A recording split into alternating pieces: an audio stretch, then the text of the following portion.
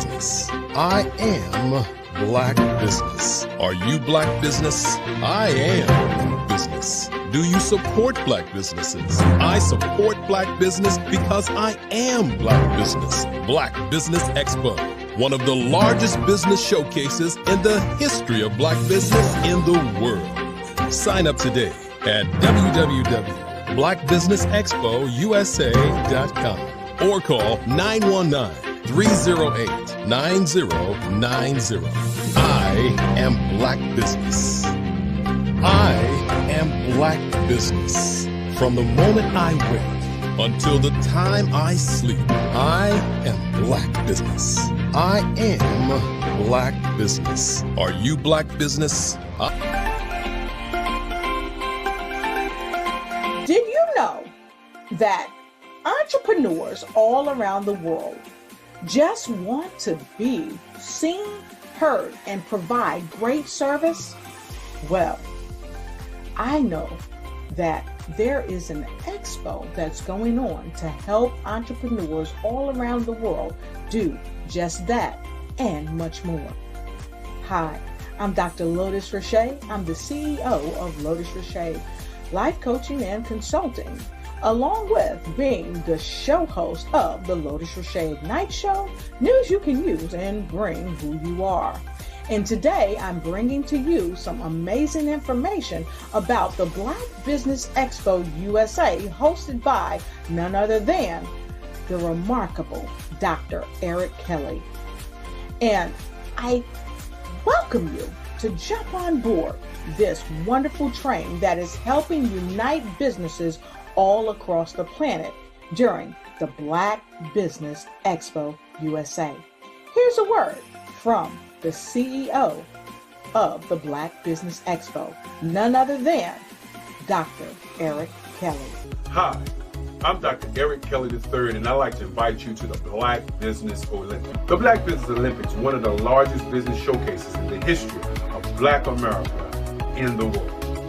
It gives your company an opportunity to showcase, to market, to advertise your products and services worldwide.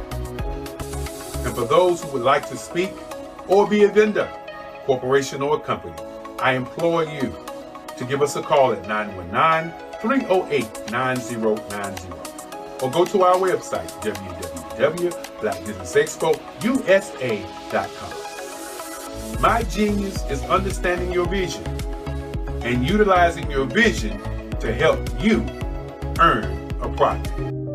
The Black Business Expo is changing my life. This year, they are giving away laptops and even $5,000 in cash to students just like me.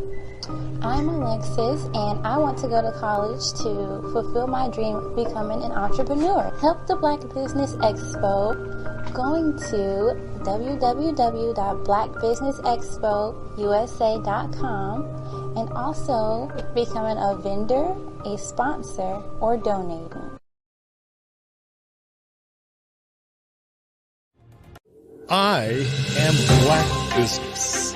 From the moment I wake until the time I sleep, I am black business. I am black business. Are you black business? I am business. Do you support black businesses? I support black business because I am black business. Black Business Expo, one of the largest business showcases in the history of black business in the world.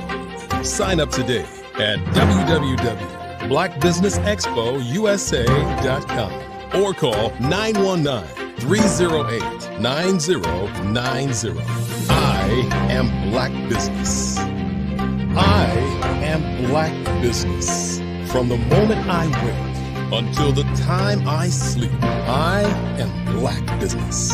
I am black business. Are you black business? I am business. Do you support black businesses? I support black business because I am black business. Black Business Expo, one of the largest business showcases in the history of black business in the world.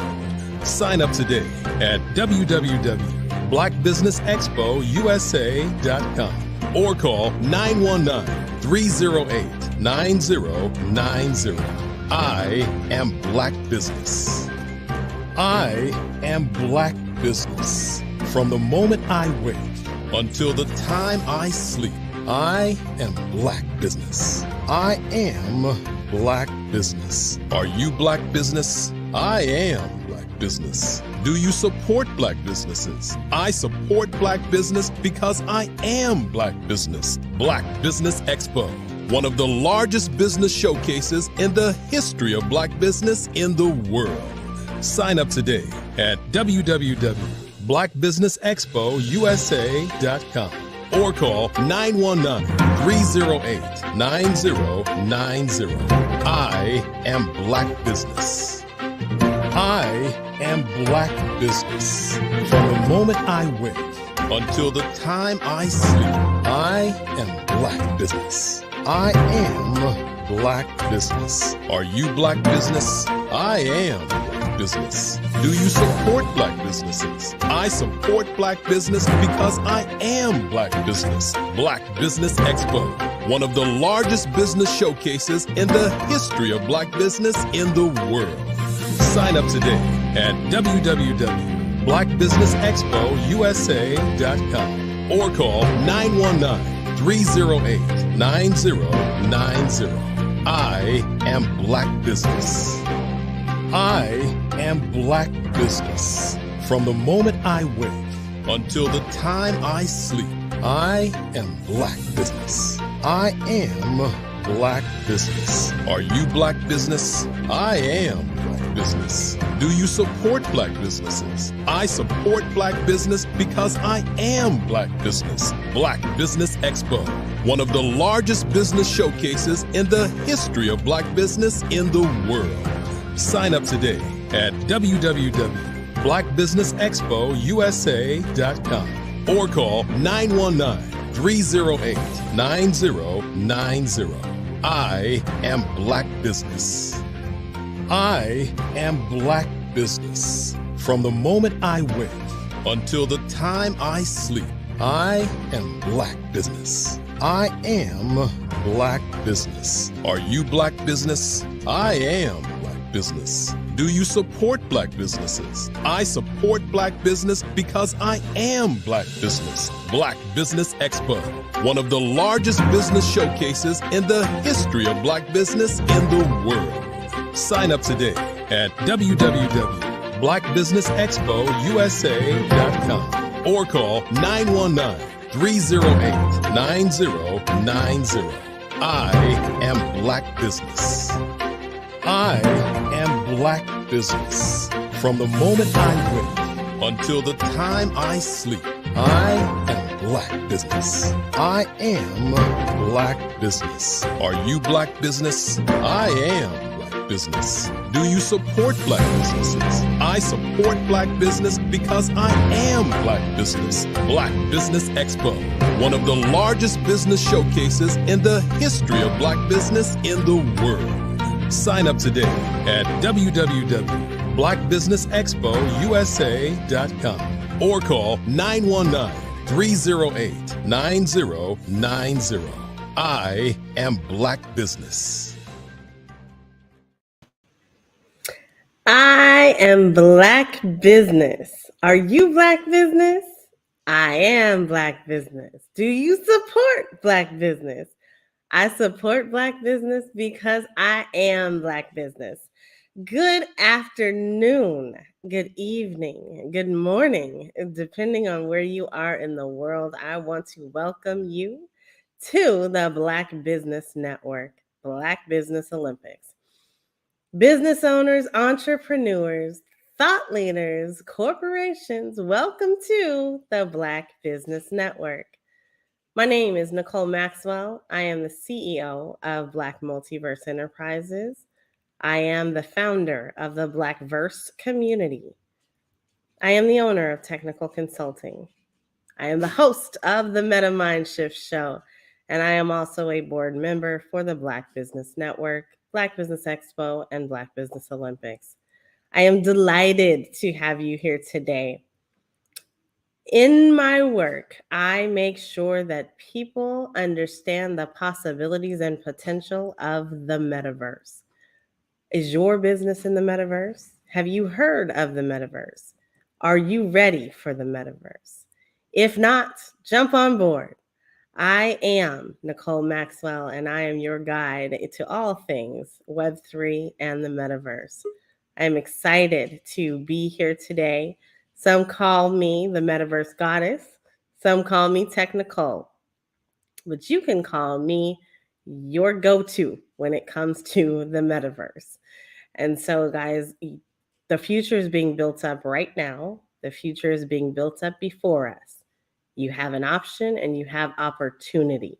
I am here to help you understand that opportunity so that your business can continue to thrive in the future of the metaverse. I am also your business moderator for this afternoon, your anchor for this evening. The Black Business Network is a 24-hour business network that is showcasing Black businesses, business owners, entrepreneurs, and thought leaders worldwide. We have speakers coming to us from North Carolina, Virginia, London, Singapore, Africa, Japan, cities all over the United States. The Black Business Network is a global community sharing its business knowledge to empower, to inspire, to educate businesses about business. Today's speaker is going to be Eliza Carter Dukes. Eliza is the CEO of The Breathing Experience, an award-winning company. She takes a self-therapeutic approach to help others reduce stressors quickly. With more than 20 years experience in counseling and coaching, she teaches professional women, employees, and troubled youth how to utilize stress reduction methods. I present to you Eliza Carter Dukes. Dukes Carter. Eliza, how are you? I am fantastic, Nicole. How are you today?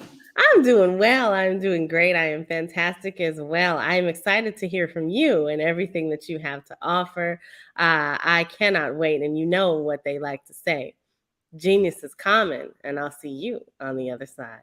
Absolutely. I thank you for the opportunity to be here today. Dr. Kelly, you know, it's always a joy to grace ourselves on the Black Business Network. And for myself, as a co-chair to the committee, the International Speakers Committee for the Black Business Olympics, the Black Business Expo, I thank you for the opportunity to serve, because we as Black folks, when we come together, there's so much energy and synergy and love that we've been waiting to express one to another, that we create that circular form where it keeps going around and around and around. And soon we're going to find our money going around and around and around, and our happiness going around and around and around. As Nicole said, I am Eliza Dukes Carter, and I am the founder of the Breathing Experience Academy. And I'm super excited because I began my journey just doing some inner work. I was a reproductive health counselor for Family Planning Council many eons ago. And I created the very first self-care program through that program because I was working with women who were infected with HIV and AIDS and pregnant. Very scary time, very stressful time, and a time where we were such in a critical place that we found that if we didn't find some techniques on how to process through our stress when we were experiencing it, and I was just simply teaching it, but feeling the pressure of watching them suffer, helped me to create a program called Acts Awareness Comes Through Sharing. Later on, I found myself getting burned out just from caring for other people. You're listening, caregivers, because that's what happens when we're constantly giving out and giving out and giving out, and the stress, the anxiety, the pressures of the day are piling up on us. And we find ourselves at the end of the day trying to exhale, trying to release some pressure, or simply not knowing that you need emotional freedom techniques just to be able to get through the next moment. Sometimes it's simply not the next day. It's from moment to moment to moment. So that brings us to my talk today. As a master breathologist and an award-winning company, I also am a best-selling author of I Am a Victor. And that is a book you can access through my website, thebreathingexperience.com. I also recently wrote a new book called Rewire Your Mind, Rewire Your Life. And that is a youth program. I have a workbook with it.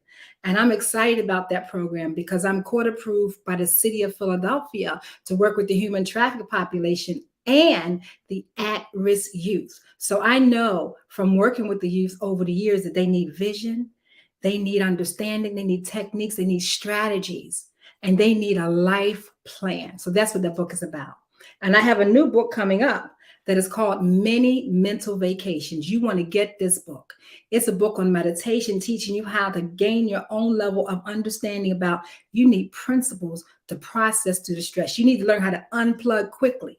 And that really does bring me to my topic today. 3 top critical reasons why you and I need every day to access emotional freedom strategies. And I want to begin with some stats because, emotional freedom techniques is an evidence-based self-help therapeutic method.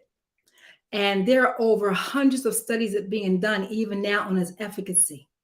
And when we think about efficacy, we think about the ability to produce a desired and intended outcome. How often do you feel stressed and overwhelmed and you don't know how to get to the next moment because you don't have a strategy or a technique in place? And what are we talking about strategies? A plan of action designed to achieve a major or overall aim to something. That is to get the stress off your back, to release it out your body, to process through the moment and let something go that makes you feel overwhelmed and weighed down. So here are some stats. This current study done on emotional freedom techniques is about the psychological effects and how it affects the nervous system, the central nervous system. And in this study, they measured the heart rate and the coherence of the heart and the circulatory system and the resting heart rate and how much our blood pressure is affected by our stress, by us not having a strategy in place, and also our immune system. After this last pandemic, I say pandemic, our immune systems have become so weakened. So the second aim of this study was to measure the physiological symptoms. And this was a 4-day training that they did with, and this particular one I want to share with you, over 200 participants. And they enrolled in a 4-day training workshop that was held in different locations. And this is the thing, after doing the emotional freedom techniques, which I'm going to share with you later, they experienced significant declines in anxiety by 40%, depression by 35%, and PTSD, post-traumatic stress disorder, by 32%, pain in the body by 57%. And check this out, food cravings by 74%. And that means the happiness increased as an average by 35% and up. Now think about yourself for a moment as we pause for a moment. How would you feel if you took a study to look at, do you have anxiety disorder? Do you actually have post-traumatic stress disorder just coming out from the pandemic? Because although we were forced to go indoors and learn how to cope by working from home, being limited in our ability to interact, and then we had all this energy piled up in our bodies, in our minds. And simply, according to the WHO, the World Health Organization, over 1 billion of us now are in the melting pot of mental health. And I say melting pot because there's anxiety disorders, there's post-traumatic stress disorders, there's so many disorders that come under mental health. And so when we were forced to go in home and learn how to handle sometimes our children, that was disruptive, learning how to process through being in the house all the time with your spouse or whoever you were in the home with. And some of us found ourselves very, very lonely because we were in the house alone and didn't have that physical contact. But now that we're kind of migrating out more and more and more, now here comes a new kind of pressure, and that is the monkeypox. We don't know where it comes from, what it's going to lead to, and where it's going to go. That's the same thing I experienced when I was teaching women in the 90s how to process through dealing with raising babies and feeling that they had death symptoms on them.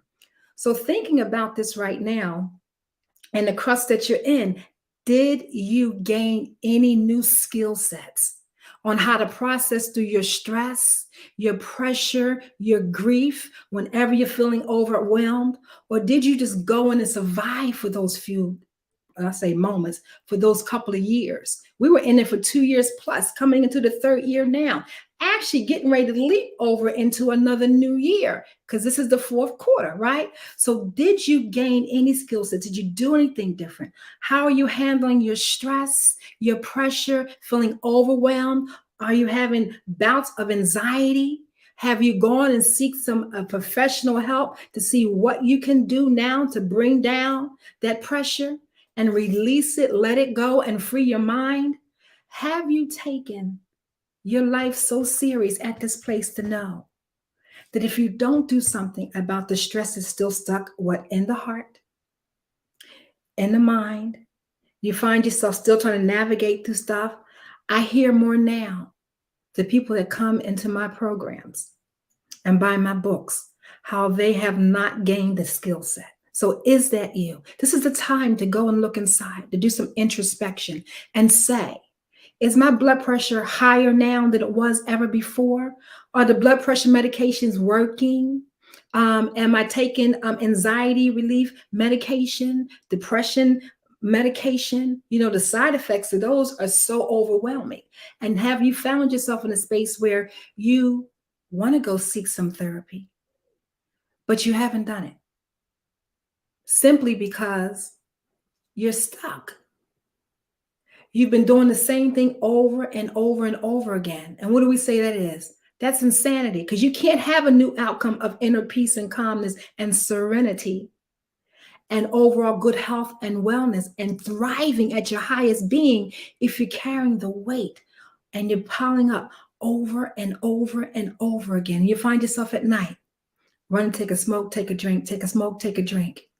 Or you're just passing out in the bed and you find yourself waking up the next day going through the same cycle over and over again. And you still find yourself with high blood pressure, anxiety, and whatever is ailing you right now. What are you willing to do in this fourth quarter differently to assist your mental well-being, to be able to get to a place where when a chaotic situation shows up, or an anxiety attack shows up, or an ill feeling shows up, you stop a moment and you decide that I'm going to learn how to push my refresh button by going to get some help, by going to say, you know what, let me begin to interview some therapists and see who is a mirror to me that I could work with, or perhaps someone like me. I provide self-therapeutic tools, because we need to be processing through the stress over and over and over again. Because when you look at statistics from this study, there were positive trends that happened. And we need positive experiences in our chaotic situations every single day. And if you have the tools and the skills, you can process it out of any chaotic situation you want. So the number one reason why we need to use the emotional freedom techniques every day is because anger gets stored in the body, specifically in our liver. The emotions of anger is associated with resentment and irritability. How many times are you angered and resentment and irritability throughout the day? And don't think it's not affecting your organs. It is believed that this particular anger is stored in the liver and the gallbladder, but it also can create anxiety attacks, headaches, hypertension, and in turn affect our stomach and our spleen. We talk a lot about the spleen. So the spleen is a small fist-like shaped organ that's on the left side of your rib cage, above your stomach. And it's part of your lymphatic system, which is part of our immune system. And the spleen stores and filters the blood. It makes the white blood cells protect you from infection. So anger affects this organ. So many diseases and conditions can affect the spleen's work. And if the spleen ever gets ruptured, guess what? It can be fatal. So if you're having a pain over your side and you're ignoring it, it's time to stop ignoring it. Think about your digestive system. It could be affecting your digestive system, especially women who are perimenopausal or in menopause, right? Now, the second reason why you should be using emotional freedom techniques to benefit you is unexpressed and unreleased sadness. It tends to build up within our upper back region, which is close to the heart. And we wonder why we have heart disease. We have heart disease because we don't release the tension and the pressure out of the heart, because everything hits the heart first. It doesn't hit the mind, hits the heart. Think about this. When you're breathing and you're breathing in a flow, because we don't think about our breathing until we have a problem with it, right? And something hits you and creates an irritability, a threat, it stops the heart from beating immediately. So if you're dealing with high levels of stress, depression, anxiety, fear, disappointment, it's affecting your heart. And over time, this is the development of heart disease. Ask me how I know. I got off a high blood pressure medication almost 10 years ago from using emotional freedom techniques. So my clients that work with me either come in with heart disease, they can come in with anxiety, but they come in knowing that they're ready to take on the responsibility of their mental health and well-being, their physical responsibility to start learning how to de-stress and decompress, get the pressures out of the mind and out of the body. Because, heartbreak has happened so often for us in many, many different areas. When I talk to the youth and I asked them specifically one day, what is your biggest challenge in your life? Why are you challenged with your schoolwork and not paying attention to school and this, that, and the other? Why do you feel like you're in the system right now and considered at risk? And I asked them to put their answers into a box anonymously.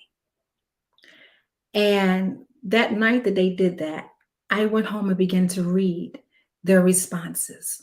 And I began to cry because I wanted to teach them how to learn how to de-stress and decompress and really get a vision for their life, to find out that they were primarily dealing with fear and heartbreak for the loss of friends to gun violence. And so this made me have to reshift my program, design something specifically for them to say, you know what? We now need to deal with your fears and your anxiety so we can get to start creating a life plan and a vision. And you may be at the same place. It makes no difference what age we are. You guys listening are going into college or you're in college or you're out of college or you're a business owner. But we all find ourselves in a place in our lives where we have had heartbreak. We've had loss. A lot of us have seen a lot of people die during the pandemic. And the fear that was created around it, the thing is that it's still not over. People are still getting sick from COVID. People are still dying from lung disease and high blood pressure and heart disease at an alarming rate. So think about this. If you're carrying grief regarding a loved one, makes no difference what loved one it is, they were important to you. If you're feeling tense in the area where grief has been carried, because we know it's been carried upon us generationally from seeing the killing on TV, whether it's in our families and our neighborhoods.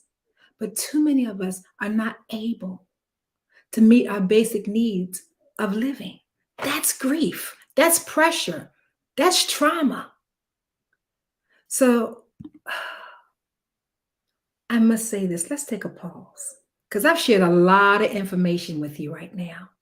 And I know you could be examining yourself right now, where you are and what you're experiencing in your own personal life and things that you share with others, things you don't feel like you can share at all, and the things that you hold on to that are holding on into your organs, that are holding on into your mind, that affect your sleep patterns, your ability to have certain relationships because of your attitude towards certain things. And it's just simply time to get free from the things that hold you back from experiencing the quality of thinking, feeling, and being in this life, the happiest, the motivated, the accomplished, and the one in your family, the one in your community that is able to connect, because you're able to release these stress and pressures from yourself. They're able to have better quality working relationships. So I'm going to pause a moment and take a few deep breaths. And I want to tell you about this one breath that I think works very well for anger. When you're angered in a moment and you don't know what to do, you can take this breath. But this is the real key to breath work and emotional freedom techniques, is that when you become to the space of learning that it has to become practiced before you get into the space. Because when you learn to enjoy the practice, when you get into a chaotic situation, a feeling, a thought, you're able to use one of the techniques and get you able to shift quickly out of that space. So like something like this, you're getting ready to go into a meeting and you know that you've been dreading this meeting. And you say to yourself, I really don't want to go to this meeting. You have built up so much tension in your body that you know if somebody says something wrong to you, you're going to explode. This is a prime time that you know if you've been doing the practices, it's a time to say, you know what? This is the breath. You breathe in and you release with an ah.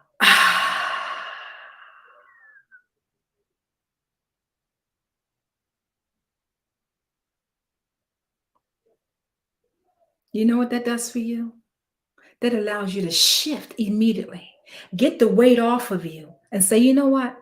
I'm going to stay in this space right now until I feel like I've released enough, or I feel like I'm completely free of the anxiety, the pressure, the tension that had built up from the things you said to yourself, from the feelings that you expressed about not wanting to participate or be a part of something that you know is going to challenge you.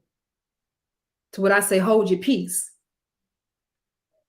and be strategic in how you deliver yourself when you're in a pressured situation. So let's do a couple of more of these breaths. Breathe in, open your mouth, and exhale with an ah. Back up, breathe in, release. Back up, breathe in, release. This is the power of your breath.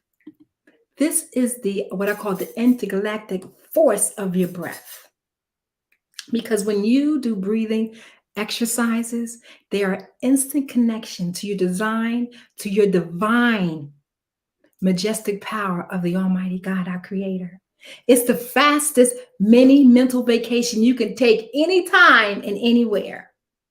It's just like tapping. Tapping is known as the EFT, the Emotional Freedom Technique.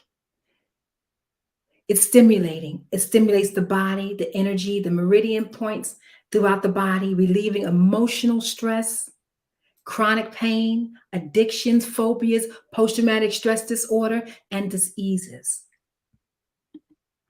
So, the number 3 reason you need emotional freedom techniques is because the most common areas that we hold stress and pressure and anxiety in, guess what?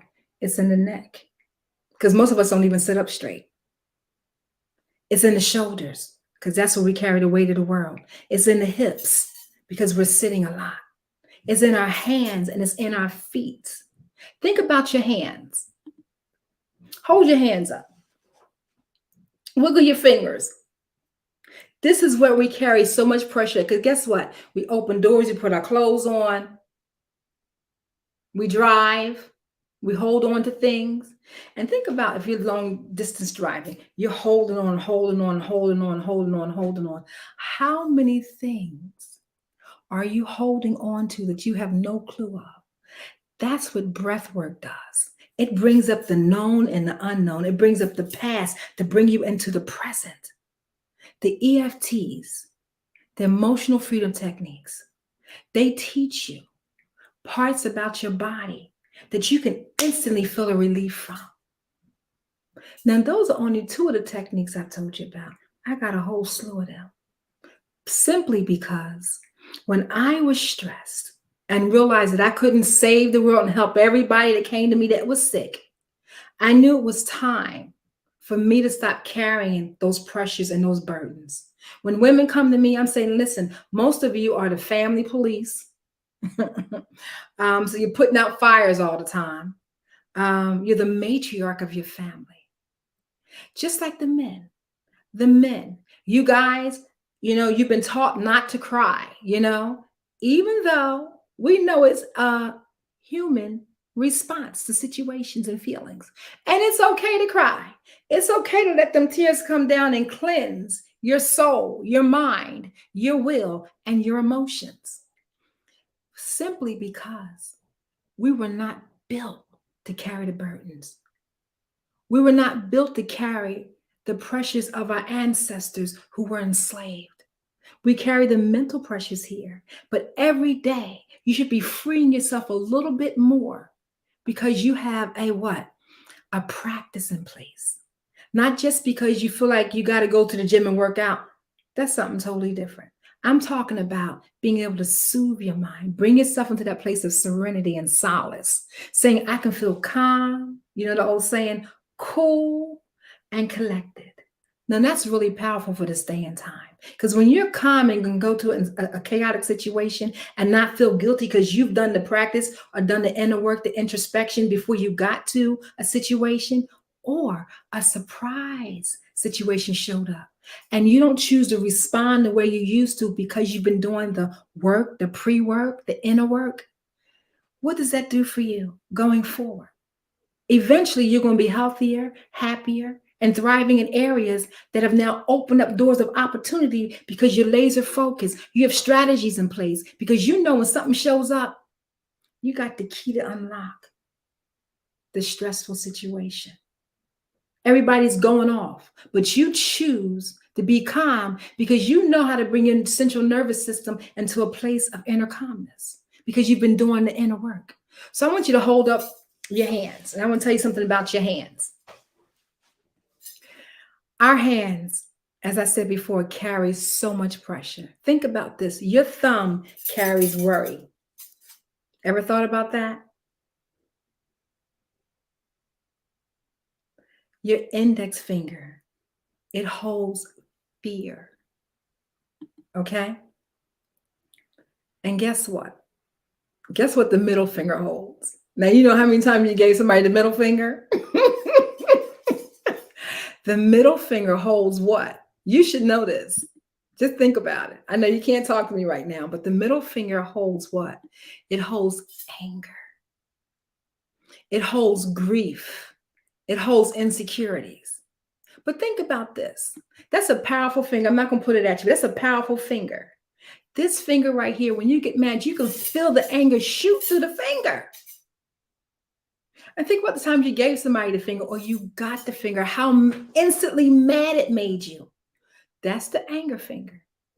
And then we have the ring finger. And guess what holds the ring finger?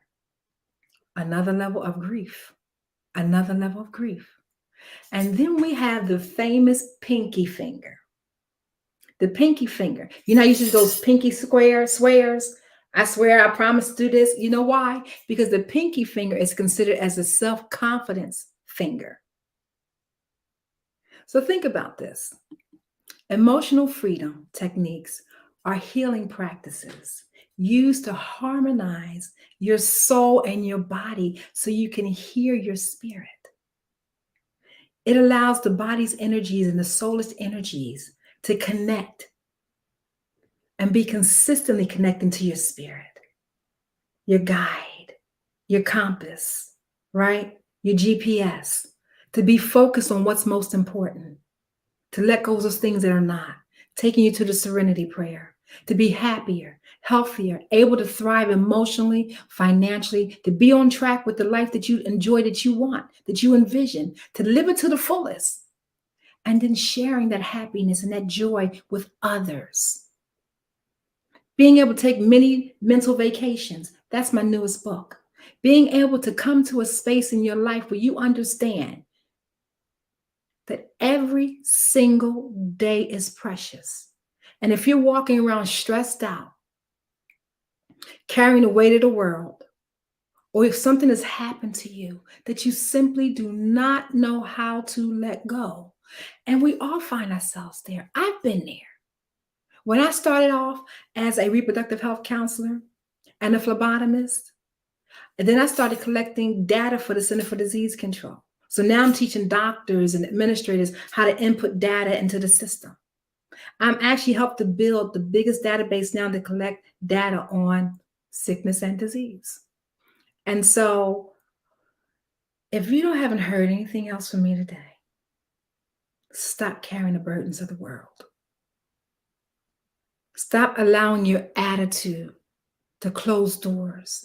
Stop allowing sleepless nights and worry to overtake you, because it's simply some things we just cannot change. But one thing that we can change is unifying ourselves. One thing we can change is getting to the headspace where you're going to take better care of yourself mentally, emotionally, and physically. Because dementia and Alzheimer's are the number 2 diseases that are rising higher and quicker, and it has no age level. Why? Because in a day, we look upon anywhere between 4,000 to 15,000 different advertisements. Depends on what your time frame is on the internet. You know, a couple of weeks ago, I checked my time that comes up on my iPhone and says how many hours I've been, navigating, whether it was social media, being on the phone. And I looked up and said, I've been on it 8 hours. I said, oh no, that can't be an average for me. I literally deleted TikTok because they've been violating some stuff, but I deleted Instagram too. And I deleted, who was another one I deleted? I kept LinkedIn, and I kept, Facebook is not on my phone, so it's only on my computer. And what I decided to do is, because we're in the 4th quarter, and I know I got some other goals I want to reach, and there's some vacations that I'm taking, and so I'm going to be disconnected completely from everything and everybody. And I realized that I need to put in practice a little bit more, not picking up the phone. So what I've been doing as a practice to disconnect and unplug is to keep my phone on silent. And I do not travel all over the house with my phone. I do not even take my phone out half the time when I get in the car. Not unless I know I'm having some meetings. If I know one of the family members are going to call me, my husband's going to call me. I have decided to just kind of pull back, because at the end of the year, I realized that a lot of us don't have strategies. And for my strategy is specifically that I work with clients is that we should be already looking at the next year. So you should be already working towards the next year. But if you got all this stress and anxiety and pressure, you need to either make up in your mind if you're going to go and seek some professional help, or if you're looking for some self-therapeutic tools, contact me at thebreathingexperience.com, thebreathingexperience.com. If you want to visit my YouTube page, go to bit.ly/BXA YouTube. That's bit.ly/BXA YouTube. And check out some of my YouTube videos. I specifically have a YouTube video that's a PSA, and it talks about the mask. Right now, some of us are still putting back on the mask. Every time you put the mask on, it lowers your immune system. It stops the flow of breath, oxygen to flow through your body. That means that when we don't have a flow of oxygen, the acidosis is sitting down the bottom of our lungs, because our lungs are shaped just like a pyramid. The acidosis and carbon dioxide, we're supposed to have some levels of it. But if it's too much, it flows over into our lymphatic system. Now, we have lymph nodes all over our bodies.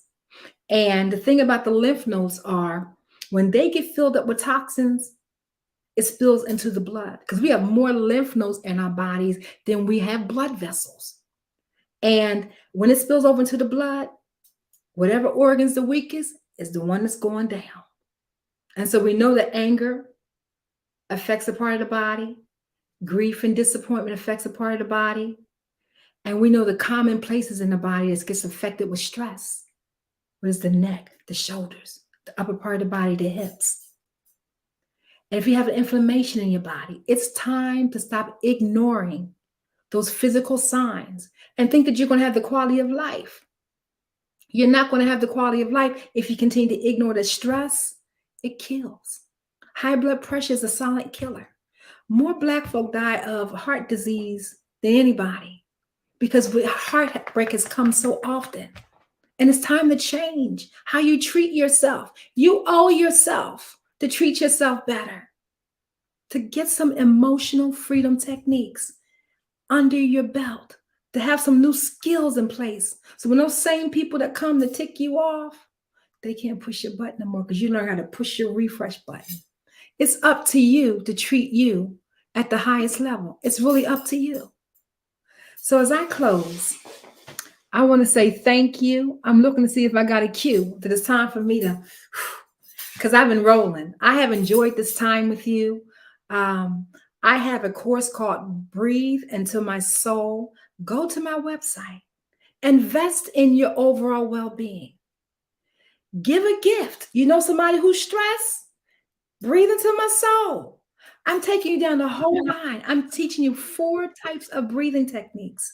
They will change how you treat yourself mentally, emotionally, how you show up in situations. And it allows you to feel good just to feel good. It massages your whole soul. It changed my life forever. And because I got off a high blood pressure medication, now I'm able to maintain even the weight. I eat less than ever. So I'm not one of the overeaters, but I'm one of the people that I munch all the time. And now that I don't eat meat, I had to make sure I got off the carbs. So there's always a new level to go to. But I love that about life. When you challenge yourself, when you're up for the challenge of life, you're an entrepreneur, you're a life learner, then you're willing to make sure that you take care of all the parts of yourself. So thank you, Nicole. You know, I enjoy being at the Black Business Network all the time. Yeah. And we enjoyed having you. Listen, I'm sitting over here. Of course, I took notes, but I love how you phrase certain things. And one of those things is dis-ease. And so you think about that, and that is like really, really powerful when you put that word in that way, because it is a dis-ease. You are not at ease. And so that is so important that we understand what's happening to our bodies and be in tune with it, because your body can be doing some stuff and you don't know. I want to just ask you really quickly, can you tell us once again the name of your book and where to find it? Well, right now, my latest book that is coming out in the next couple of weeks is called Mini Mental Vacations. It's still on pre-order. It's going to double in price afterwards because I actually have organizations already ready to buy it. There you go. If you need to pre-order, you can go to thebreathingexperience.com. All right. Go to thebreathingexperience.com. It's in the chat, y'all. Go support Sister Eliza D. Carter. She has laid down some great advice, some good guidance, and just some amazing tips and things to really make you think. So it is always a pleasure to have you. We appreciate you and your genius. And you know what they say, genius is common, and I'll see you on the other side. Thank you. All right, y'all, here we go. The Black Business Expo's mission is to raise funds for high school seniors going to college or K through 12 entrepreneurs. This expo is a fundraiser for students. You may go to www.blackbusinessexpousa.com to donate to the scholarship fund. Or you can use the Cash App that's going to be on the bottom of the screen, and it will be $BBXUSA. Our goal is to give laptops to up to $5,000 to 10 students. Students can register online at www.blackbusinessexpousa.com. Now, you know, every dollar counts. So what I want y'all to do is take a minute and go donate to the scholarship fund. I also want you to pull in a couple of friends. Send them over to blackbusinessolympics.com, and that will put them on our YouTube so they can watch and be in tune with everything that's going on. We have an amazing panel that's coming up, so I want to make sure that you tell your friends, go tell them to get here. Get here now. We want to thank all of the Black Business Expo USA sponsors for September 2022. Our Olympics is sponsored by First Atlantic Insurance Group, Creative Force Studios, First Financial Securities, NC 100, Carolinas Virginia Minority Supplier Development Council, The Breathing Experience, Margie McLean Foundation, Work the Thing Supplements, BH Smith and Associates, Live Shackle Free, Nubian Media, Black House Media Group, 5-Star BDM LLC, Black Multiverse Enterprises, Technical Consulting, Carthon Consulting Group, Lotus Richey Ignites, Uniquely Different Enterprises, Career Communications, STEM City USA, Artistic App Design, I Define TV, Lee Entertainment, Genius is Common, and the Black Business Expo USA. Genius is common, and I'll see you on the other side.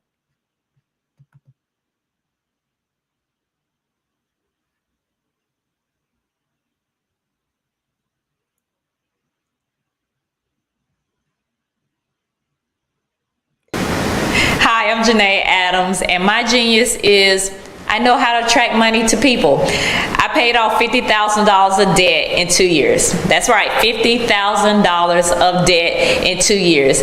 Now I travel the world as an international speaker and the author of 2 books sharing my story of how I did exactly that step by step. Not only am I a speaker, but I also do financial wellness programs for corporations, and I have an online platform and online courses for individuals around the world. So that is my genius, and of course, genius is common.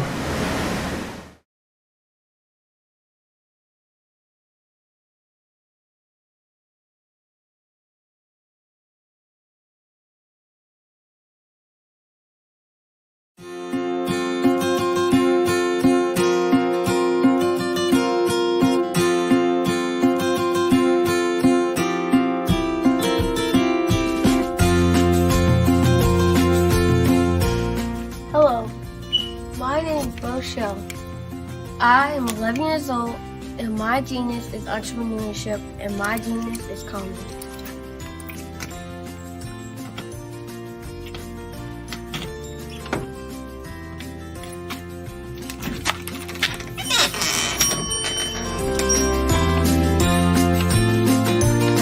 I have been hard at work, and my genius since the age of 8 when I asked my parents to buy me an ice cream cart for my 8th birthday. Why? Because I love ice cream, and I knew that 99.9% of the world loves ice cream too.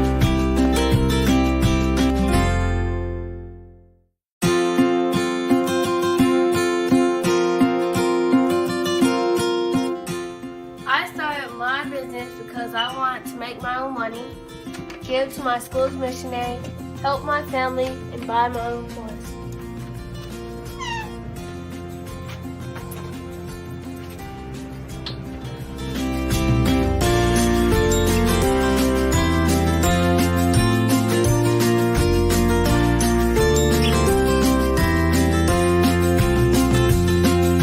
While working in my genius, I have learned a lot about business and what it takes to be successful. I quickly learned that hard work, determination, and perseverance are the standard qualities you need to succeed.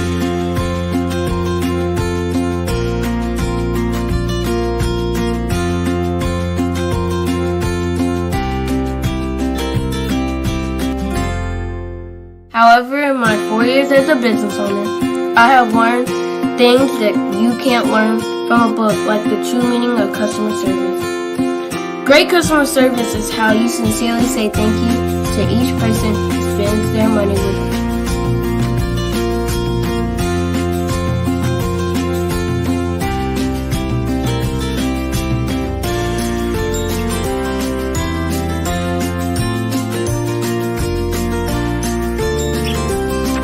learned that there are more people praying for me to succeed than those who are not. I have learned that people are always watching and are expecting great things from me. I can't imagine letting them down.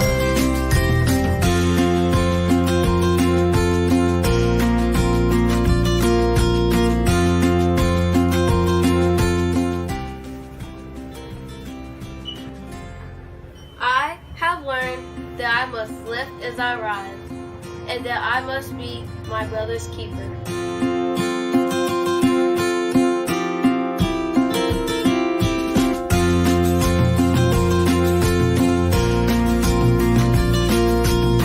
I have learned that it's very important to give back to the people, the causes, and the community where I live.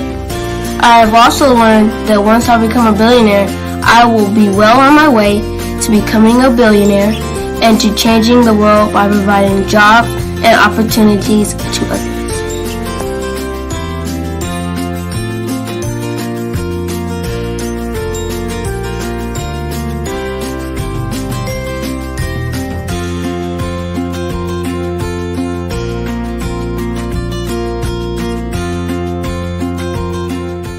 I'm Boshell, the little icing cube, and my genius is coming.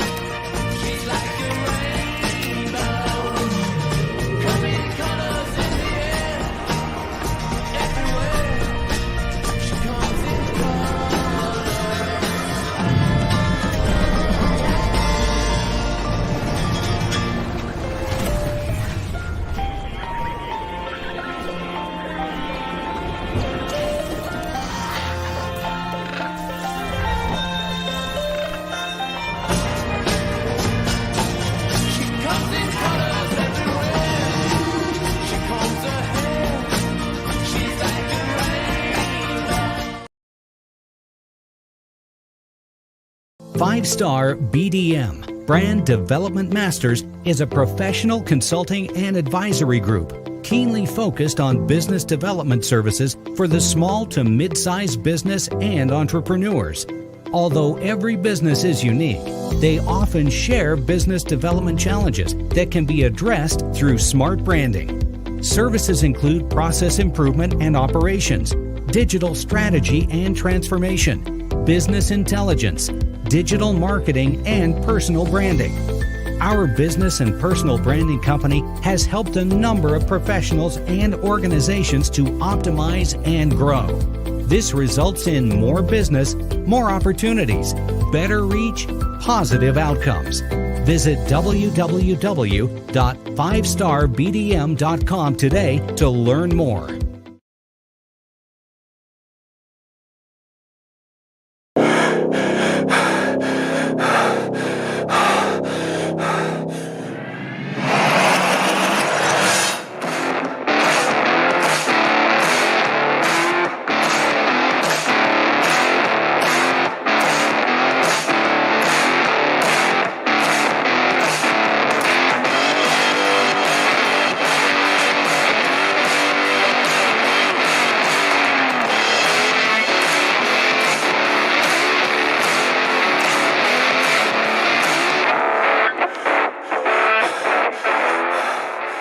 This is your time to get what you want.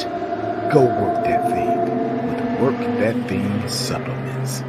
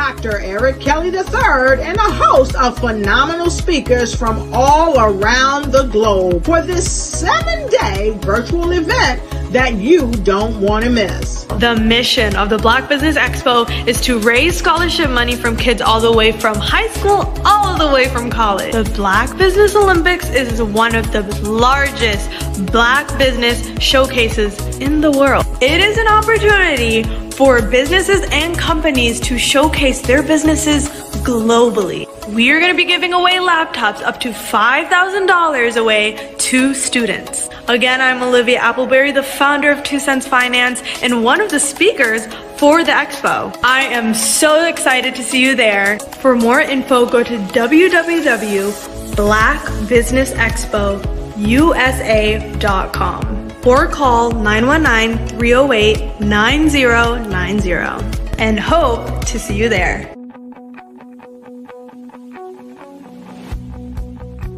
I am Black business. From the moment I wake until the time I sleep. Yes, I am Black business. I am Black business. Tell me, are you Black business? I am Black business. Do you support Black businesses? Listen, I support Black business because I am Black business. Black Business Expo, one of the largest business showcases in the history of Black business in the world. The world! Sign up today at www.blackbusinessexpousa.com or call 919-308-9090. I am Black business. I am Black business.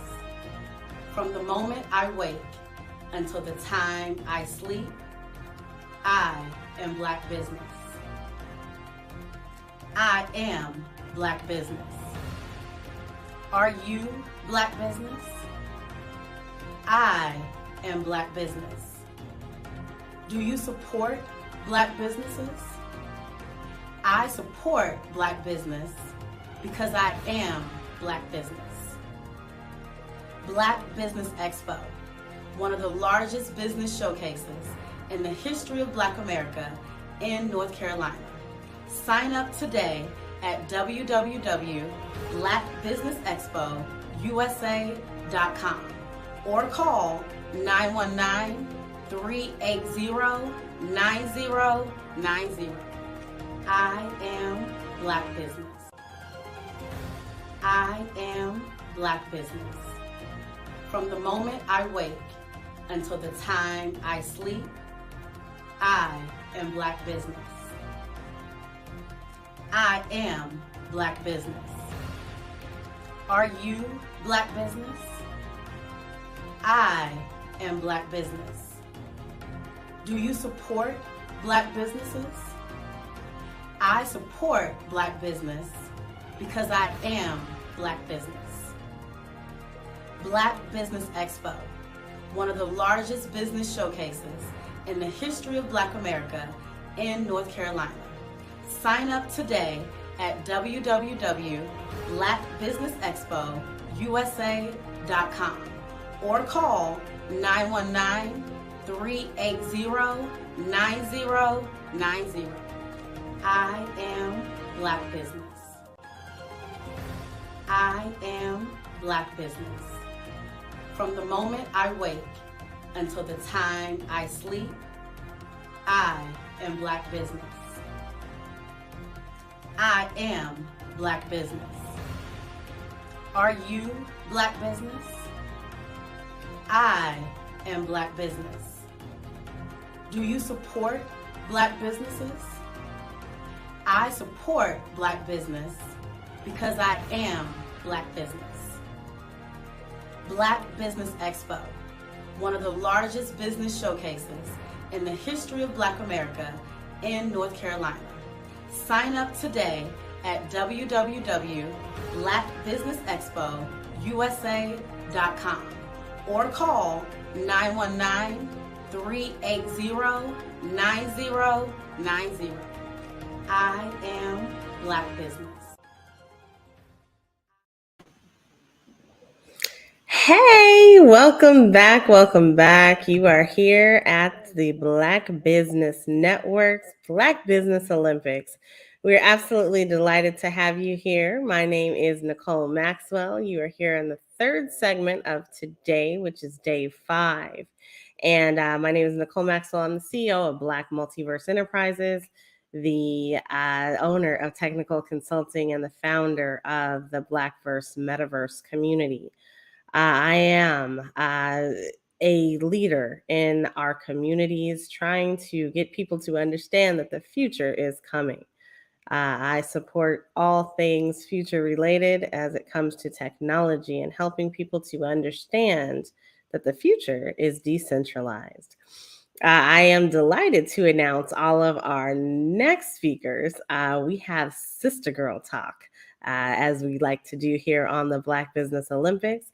I will be joined by the one and only Barbara H. Smith, Dr. Lotus Richey, and Dr. Madeline Ann Lewis. Barbara H. Smith is known as the celebrity speaker.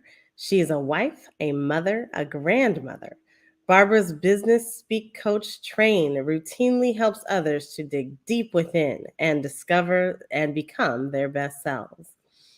Dr. Lotus Richey is a certified life coach, motivational speaker, experienced trainer, specializing in dynamic change and igniting others to discover their personal best through her company, Lotus Richey Ignites. Dr. Madeline Ann Lewis is the president and CEO of the Executive Women's Success Institute, international TEDx speaker, international best-selling author, and creator of the online course, Crack the Career Code, Unlocking the Amazing Power Within to Lead with Confidence, Charisma, and Credibility. She is the host of the Success for Women radio and TV show, career strategist, trainer, speaker, and business consultant. I present to you, as they will join me on stage, Barbara H. Smith, Dr. Lotus Richey, and Dr. Madeline Ann Lewis. Thank you for being here. Oh, Nicole, Thank you for having me. Hey. Hey, Smith. Hey, Dr. Madeline, it's good to see you again, my sister. Good to see you too. Good to see you. And it looks like we will also be having Margie McLean join us. Is that correct? Hey, Margie. Hey, hello. Dr. How are you? Hey. Hello, everyone. Sorry about Hello. that. This is a good session. Great to see everybody. Thank Woo, you. woo! How's everyone? How you ladies doing? The girl talk. Great. Let's hear from Nicole. Yeah. Thank you. Absolutely. You know, like they say, genius is coming, and I'll see you on the other side. Wow.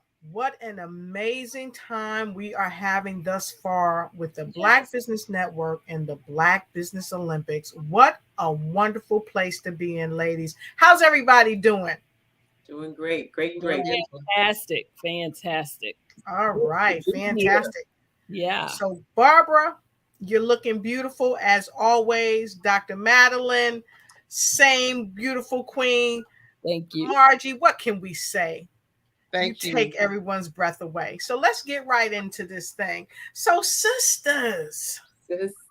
Yes. We are really talking about what the Black Business Network and the Black Business Olympics is doing all around the world. Oh my for God. people that look just like you and I. Mm-hmm. And so from a sister's perspective, let's talk about it. So I want to kick the ball over to you, Barbara. What has been the most profound thing that you've seen us talk about on the network this week? It is an amazing time. Thank you for asking that question. I have seen quite a few different presentations, but one thing is common, a common thread throughout, and that is professional intelligence, creativity. We as a people have not just come up, we've struggled and fought our way to take our own places at our own tables. Yes. And as I look at the presentations that have been given, and I look at the intelligence, the brilliance the genius. Yes. It is truly common amongst us. And what I love about this platform is how we don't squabble and fight who's better, who's, you know, Yes. there is this negative connotation about us as a people. Yes. Not just from other cultures, but from within. Yes. And you know that a house divided can't stand. That's true. So on this platform, we have come together thanks to the genius and brilliance of Dr. Eric Kelly III. We've come together supporting one another's businesses, providing a platform for us to help reach back and help our children. That's what I love about being on the platform. Absolutely.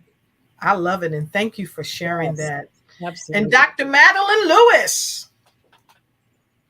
Yes. Oh my goodness. This for me has been a great experience. I started with you all just recently. I think I did my first one in May. So that is when I really started hearing about the Black Business Olympics. And oh my goodness, it has just been, it has been mind-blowing to see and to be a part of so many of us who are bringing such great information, such great resources, such great value. And as Barbara said, you know, it's like everybody's coming together and nobody's thinking, oh, well, yeah, I got it going on. So, hey, look at me. It's like, I just want to share what I have, you know, the gift that I have. I just want to share it with everybody out there. That is what I have been seeing. I was watching this young lady last night, and I think her name was Bria. I can't remember the last, but when I saw this young lady and how someone called her an old soul, I mean, the wisdom and the nuggets that was coming out of this young lady, and just think that information and just having other young people see her and give, you know, the way she was speaking, the information that she was putting out there, the way she was carrying herself. I mean, this is what young people need to see. And I was just sitting here and I was just awestruck. But I have been that way since I have been on this platform, just to be a part of it and to see the individuals that have come on and that have just brought so much great information. Like I said, so many resources. I mean, just listening to someone tell you how to put your business plan together, listen to people tell you what you need to do if you want to go international, just having individuals like yourself, Barbara, and Dr. Rashay, who have been international, who have worked with globally, and that can bring that information back and tell you how it has affected them. I mean, this whole thing has just, it has taken me, to another level. It has made me look at my business at another level, because you don't find that often, where we can all come together and we can be together as a people and share. I mean, it's just, if nothing else, seeing that is just amazing to me. It really Fantastic. And this is why, Dr. Kelly talked about his mother cracking up when I was on and I said, the remarkable Dr. Eric Kelly III, because it is remarkable. It is. So Margie, what about you? What's been remarkable for you thus far?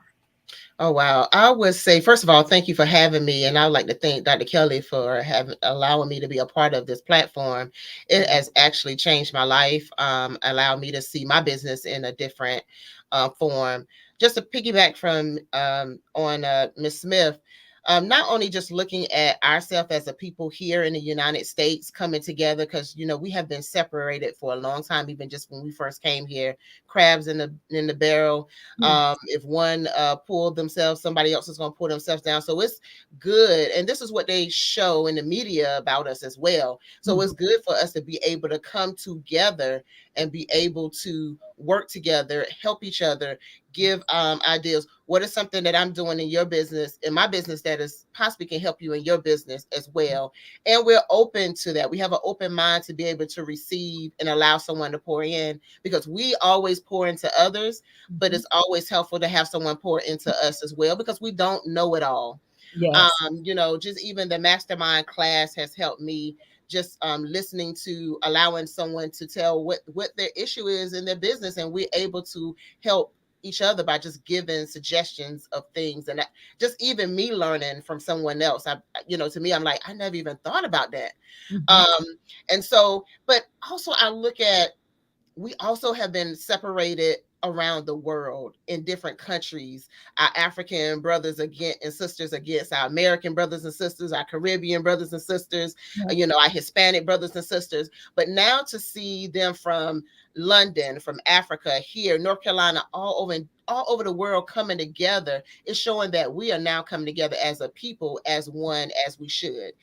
Just like, you know, our world was once together, our continents was together, and then they were separated. Now we're coming back together and working together. So I really love this platform. I love seeing women work together as well. We are more powerful when we're working together than separated. So thank you. Absolutely. Yes, and I definitely concur. And, you know, even our sister Marae Tulakima, who's a powerhouse in the oil industry in Australia, was with us today. And it really goes back to what Margie said. We are everywhere, you know, all around the planet. We are all over. And so why not connect? And that is what the Black Business Network and the Black Business Olympic is doing. It's connecting all of us around the world to share our expertise and to share our wisdom and knowledge. And here's the sweet, sweet caveat.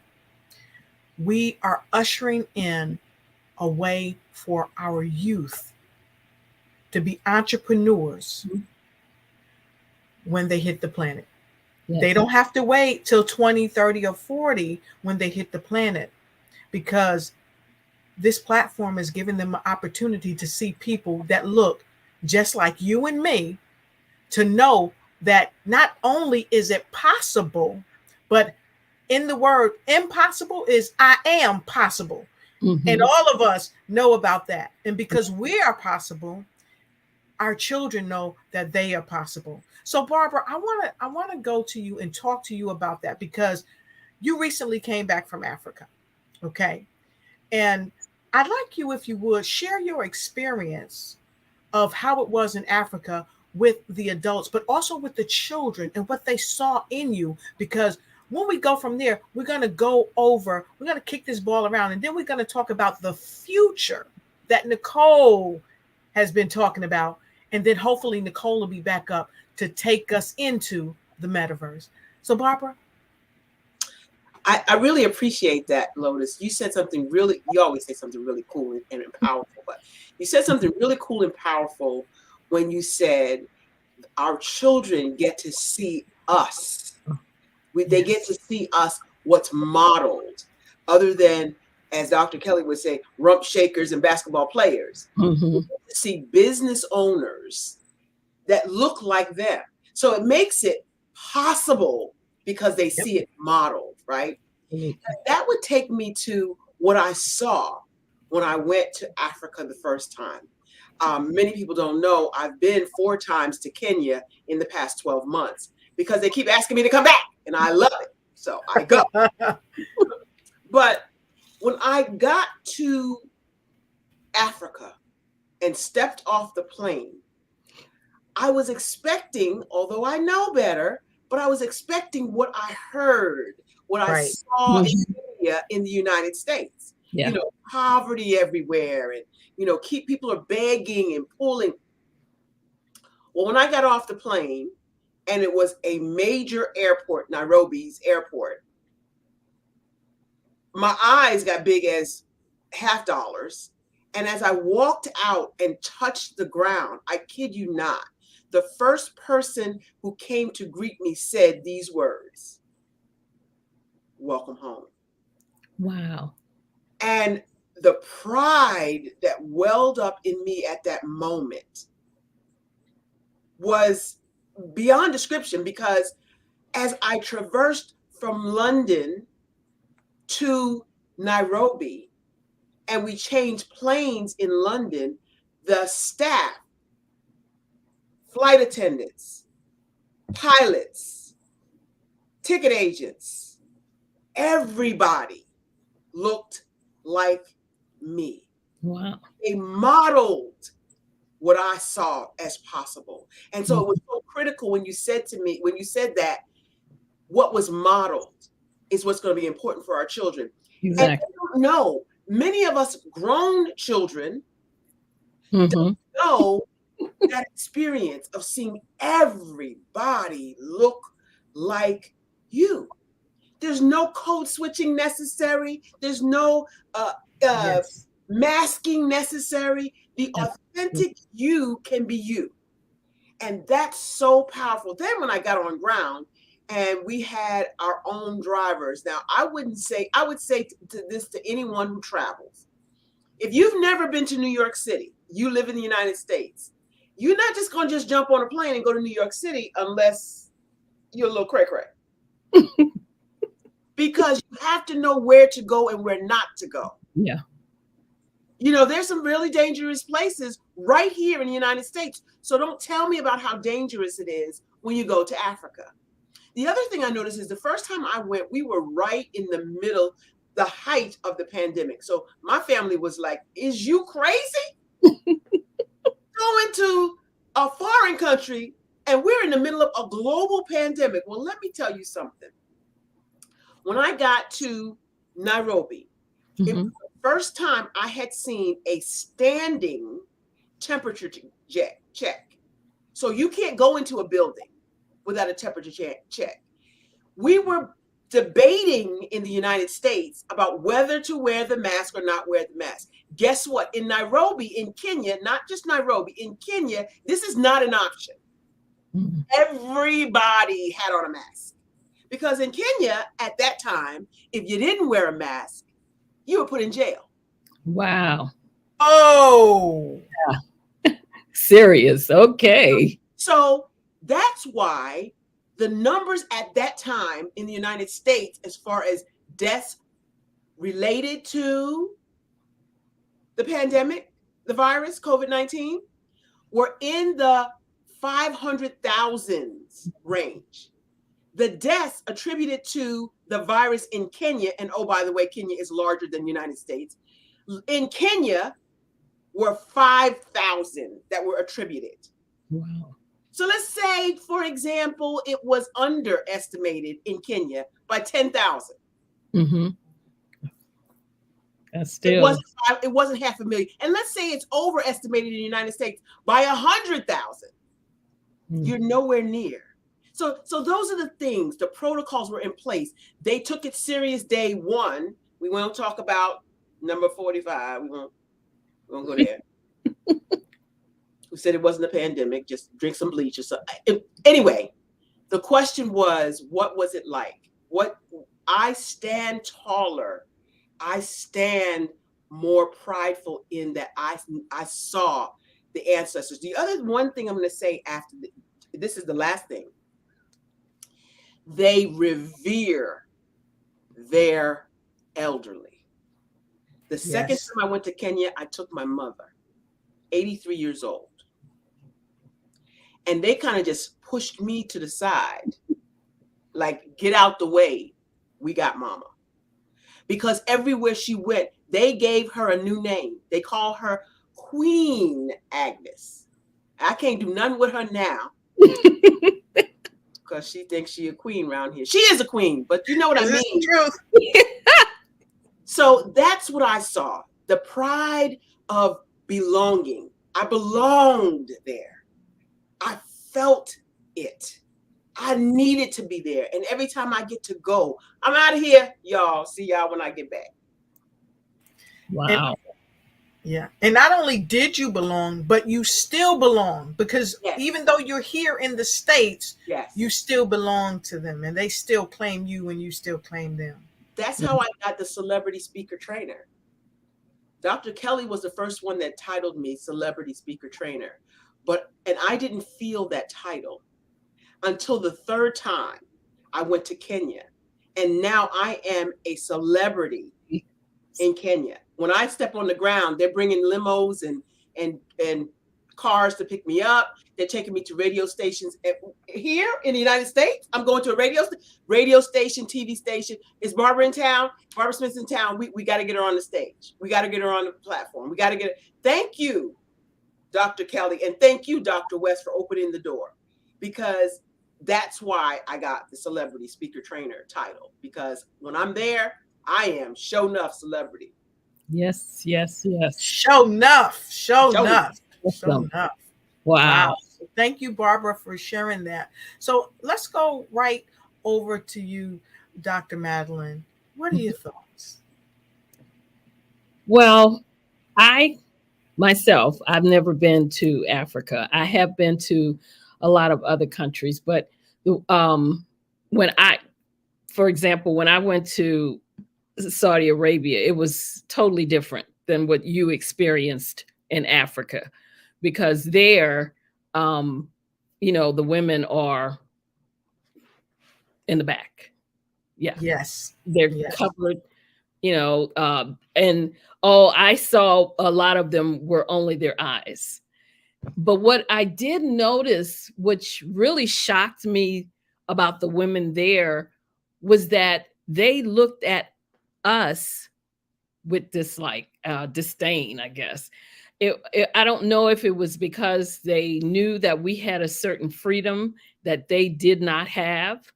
I think that may have been it, but that really, I was really taken aback by that. But to see how those, women were treated there, I'm telling you, Barbara, that was a totally different experience than what you felt there, because just about everywhere that I went, or the other women that I was with, that we went to, there was not that welcome feeling at all.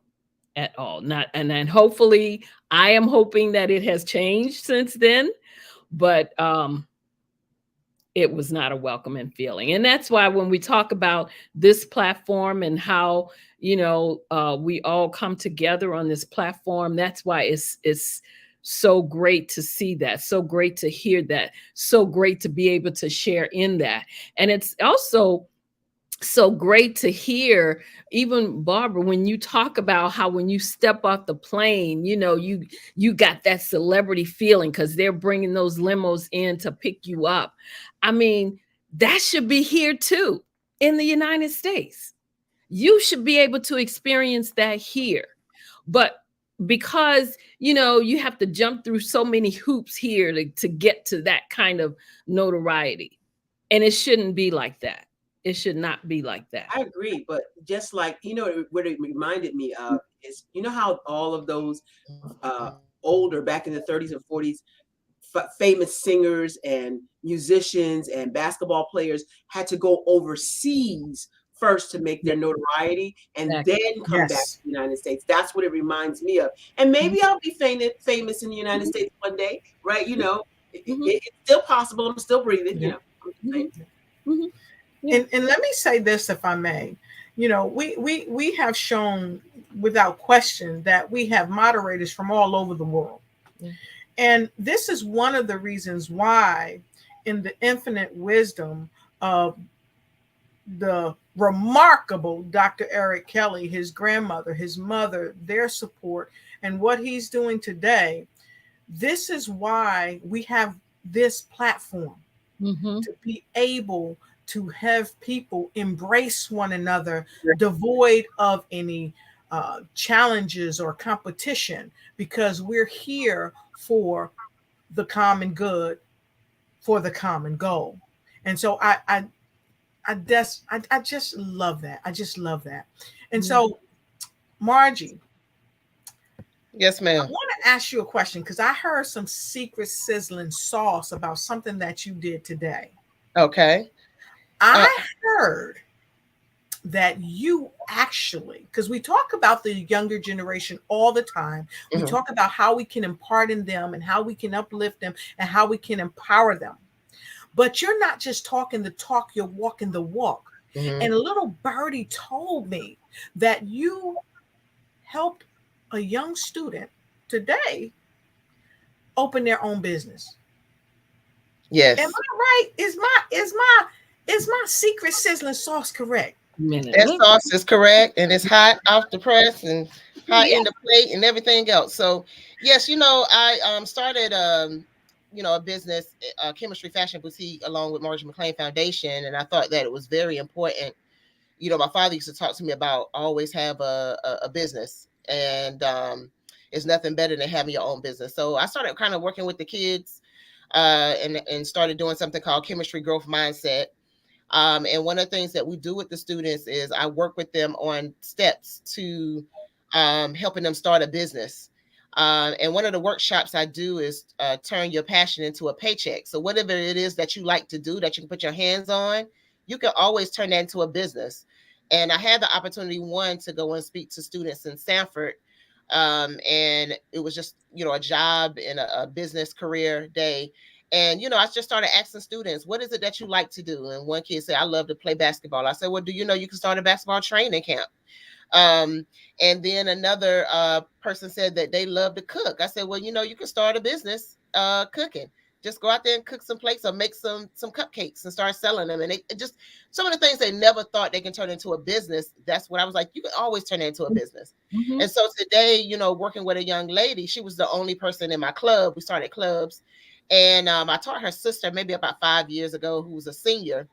And on parent night, both of the sisters came, and they said, I have to find this Miss McLean. Who is Miss McLean? So I said, I am. She was like, oh my God, my sister told me about you and said, whatever I need, if I need help, if I need to start a business, if I need self-esteem, I need to find Miss McLean. I said, okay, well, who is your sister? So she told me who her sister was. Of course, I had to think about it at first. I was like, oh, yeah. But, just 5 years ago, just working with that student, those kids heard about me, which is the legacy that I want to leave. So today, we started talking about self-esteem, and a young lady came back. She was feeling really well about herself. And she said, it's just things I would like to do. I'm thinking about being a farmer. I said, listen, we need more Black farmers there and female farmers at that. Why not? I said, until you get your money started, I said, I see that you like putting on lashes. She said, yes. I said, well, I don't know how to put on lashes. I need someone to help me put lashes on. So why can't I buy lashes from you and pay you to put them on for me? She said, I never thought about that. I said, there's plenty of people that's doing that. You purchase the lashes, they charge to put the lashes on. That's a business. I said, it look like you like to do hair, because every time I turn around, every day, you are a new person. I don't know if you Keisha today, to me tomorrow, Sandra the next day. She said, I do. I love to do hair. I said, well, why not do hair? I said, there's young ladies who prom is coming. I said, you can put you a flyer and make you a flyer. So I started telling her about some of the things that I started doing on my own. I said, I learned how to make my own flyers. Once I started putting flyers on, people's like, who did your flyers? I said, I did.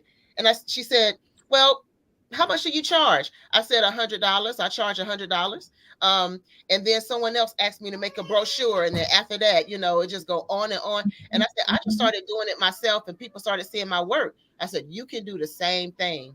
So today we just started brainstorming what are the things she liked to do, how we can turn that into a business. And she is ready to go next week. Now, even also, I had an opportunity going to Miss Barbara to speak to on a radio station in Liberia. So I am on a radio station on Truth 96.1 in Liberia, and I'm talking to young people there about how they can start their business there. And they are asking me to come there and just do like a business training, just turning our passion into a paycheck. The things that we love to do, what we can put our hands on can be money. We have money right here in our hands, and we don't know it. We have the tools, but we don't use it. And then you wonder why your foundation is not being built. Use the tools that you have. Wow, that's phenomenal. That is phenomenal, Margie. And I love that you are reaching the young folks, because you're taking them into a new era, a new millennia. Because the fact of the matter is, we can't wait for tomorrow to come. We got to do it in the now. And so I want to talk to Nicole, because Nicole is the queen, okay, of the metaverse. Okay. And we say this one reason because she is helping people that look like us move into a space that people thought we would get left behind and left out of. It's called the metaverse. So, Nicole, can you tell us what inspired you to start doing the work in the metaverse? Because you are not just telling people about the metaverse, you are taking them by the hand and walking them into what some people call the promised land. I don't know. But can you talk to us about that?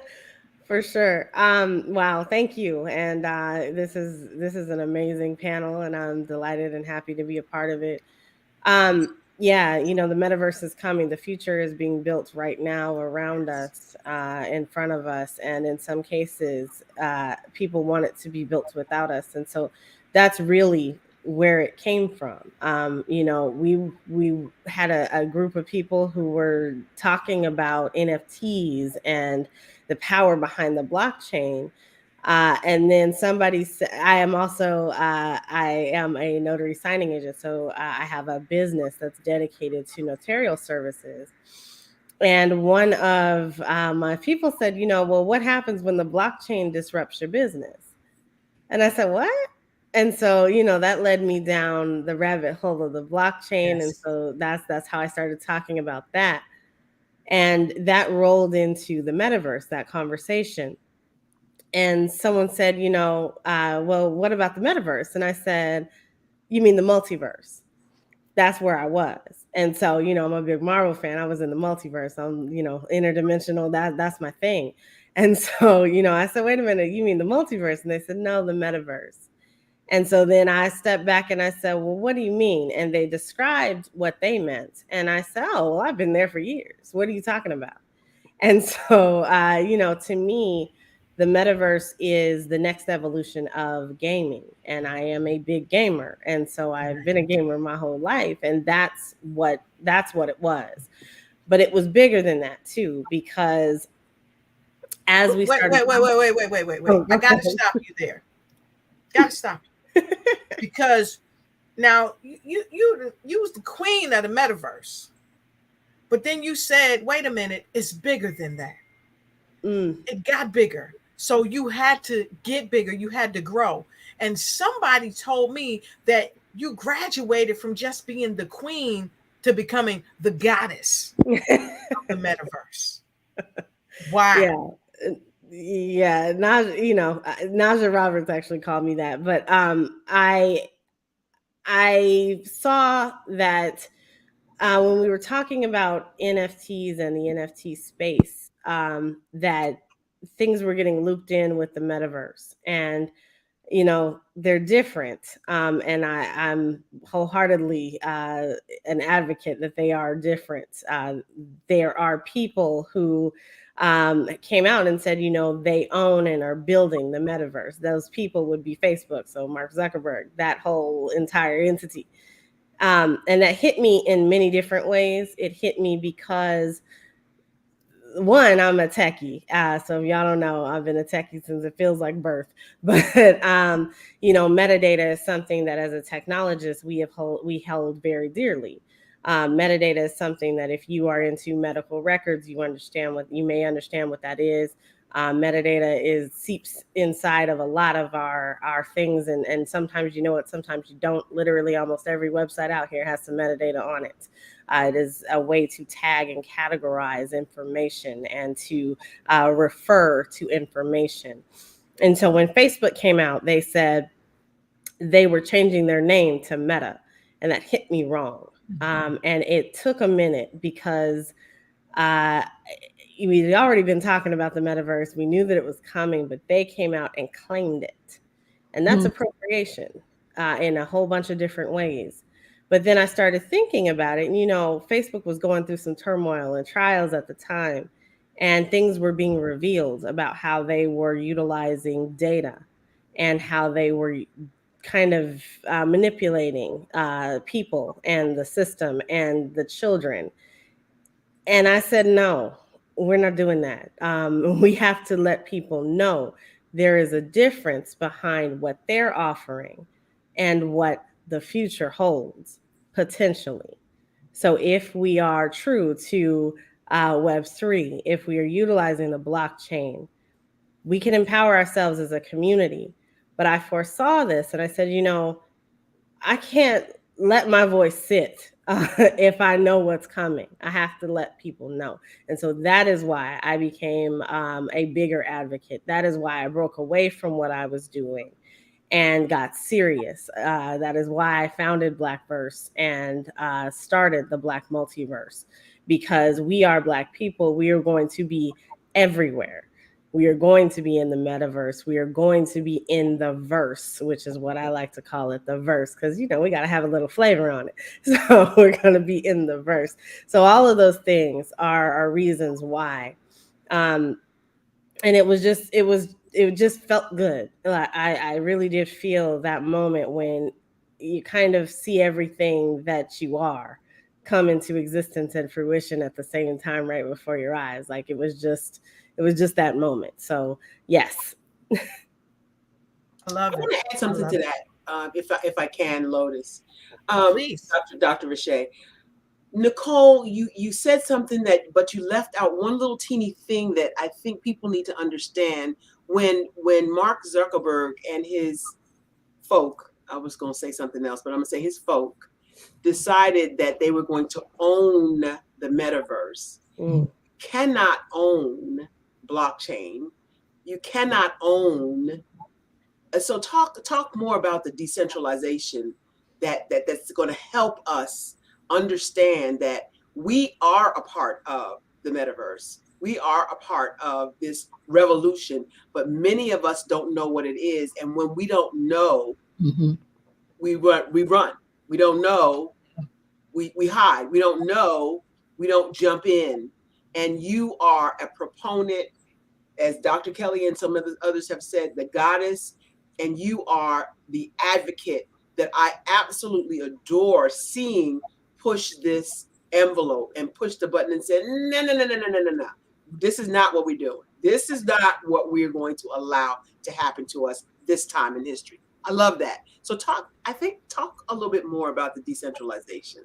Yeah, so decentralization, why does that matter, especially when we're talking about the metaverse? So Web3, we got to start there, is decentralization. That is what that's all about. That's a movement, and that can be, sometimes that comes in the form of government, other times it comes in the form of technology. There's a couple of different flavors of decentralization, but most times when you hear it these days, we're talking about technology and decentralizing ourselves from ownership of our data. That is a phrase we call self-sovereignty, right? So right now, we have our FANG companies. So Facebook, Amazon, Netflix, Microsoft, and Google. I always leave out Apple, but and Apple. So our FANG companies, they own our data. But you and I produce that data on a daily basis. Every single time you click, you point, you move. There's something in the internet languages called event listeners. And so they're listening to you. When you are sitting here and you say the words Google, my home hub might just come on because I said that, right? So they're listening. And this is on the internet. It's just a thing. It's a part of JavaScript, which is written into almost every single web page there possibly can be. It is an event listener. And so it's waiting for you to do something. And then that data is collected and captured, and something happens as a result of that. So if you click, then you are pointed to a new direction. That's deep. But so, a lot of hold on. Because Barbara and I, we think a lot alike. We need this other nugget, because you talked about how companies use your data, and we're not using our own data. There are corporations out here that are making millions Now, mind you, I worked for one of the largest data centers on the planet, QTS, and I was over the cybersecurity. Mm-hmm. So I know what you're saying is spot on from the inside, okay? But can you break it down for someone from the outside, give them kind of an idea of the types of value? And Dr. Kelly always says this: if we don't value our value, then our value has no value. The type of value that these corporations are gaining from us, because we're giving them our data for free and they're making trillions of dollars on that. So can you talk a little bit about that? Because there's all types of articles coming out about it, but nobody's really bringing it to the platform, but you're going to bring it today. Look, the best example of this we are all familiar with, because a couple of months ago, a certain somebody named Mr. Musk decided that he was going to purchase Twitter for $44 billion. So that's the number, $44 billion. And didn't a soul come to Lotus Richer and ask her, Lotus, is that okay that we purchase your data? Nobody came to Dr. Smith or to Barbara Smith and say, is that okay? Nobody asked Dr. Madeline, and nobody asked Margie McLean, and certainly nobody came to Nicole, because they would have got a mouthful. But $44 billion was laid down on that table and accepted, and not a single person came to any of the billions of users who are using Twitter on a daily basis.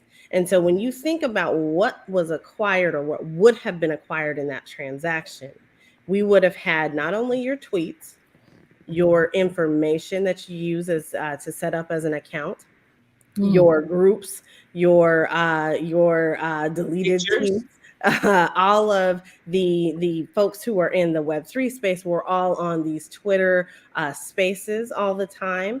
And so all of that voice data would have been collected and acquired. All of the information, the back channels and DMs, the who said, she said, and all that that goes on behind the scenes, all of that would have been acquired, transacted, and transferred for some money. Okay, so let's be real, for some money. And that money was not coming to the users who produced it. Now, if you own stock in Twitter, that's a slightly different story, but not really, because it didn't even touch on how much that was. So $44 billion was on the line. Now, if your data is worth $44 billion for one platform, what would it look like in the future when you can transact your own data? So my vision for the future is to have everyone lined up with their own data analyst. So you get to pick somebody who is going to assess your data, because that might not be your strong suit. Maybe you're a coach and you focus on speaking. Like that is where you are. And so you reach out to an expert, and that expert happens to be a data analyst who specializes in blockchain data and creating relationships, fostering affiliations, and creating partnerships so that you can transact your data and get paid for it.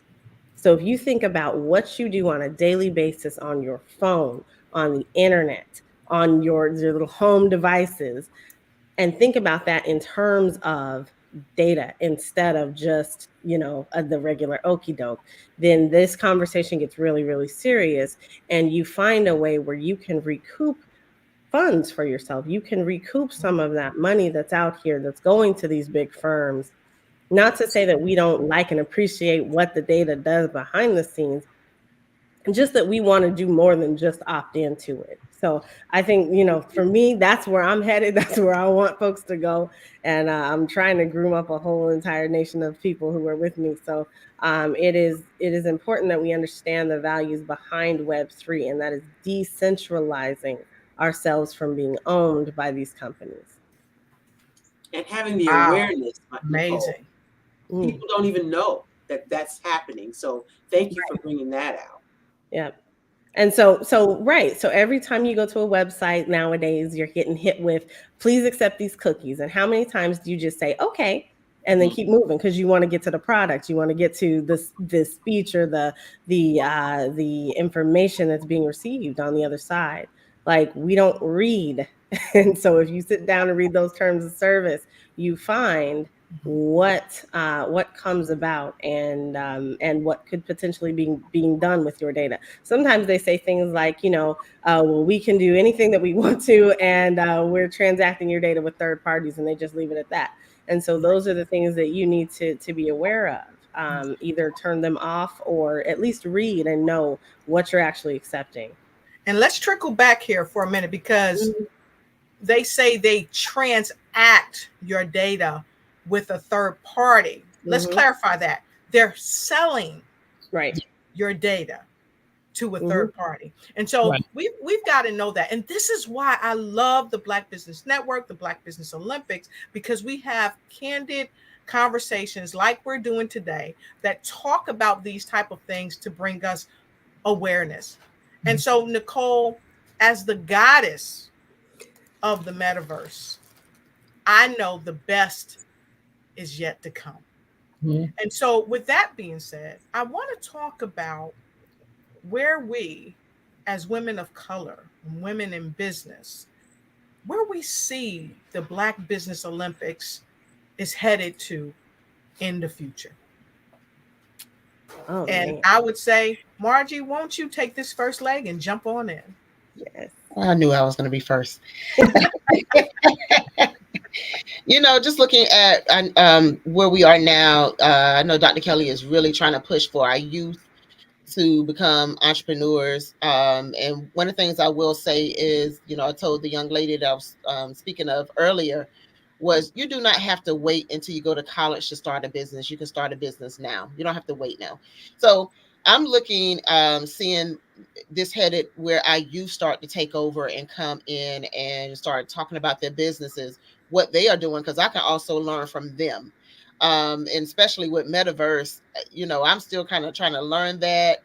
Technology is changing, so our youth are really, really great with technology. So I'm really looking forward to seeing more youth here and across the world, start to come on the Black Business Olympics.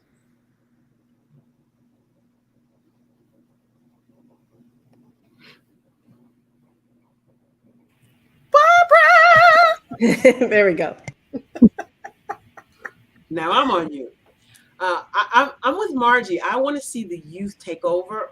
I want to see them from around the world talking about their businesses so that they can model to other young people as they're coming up.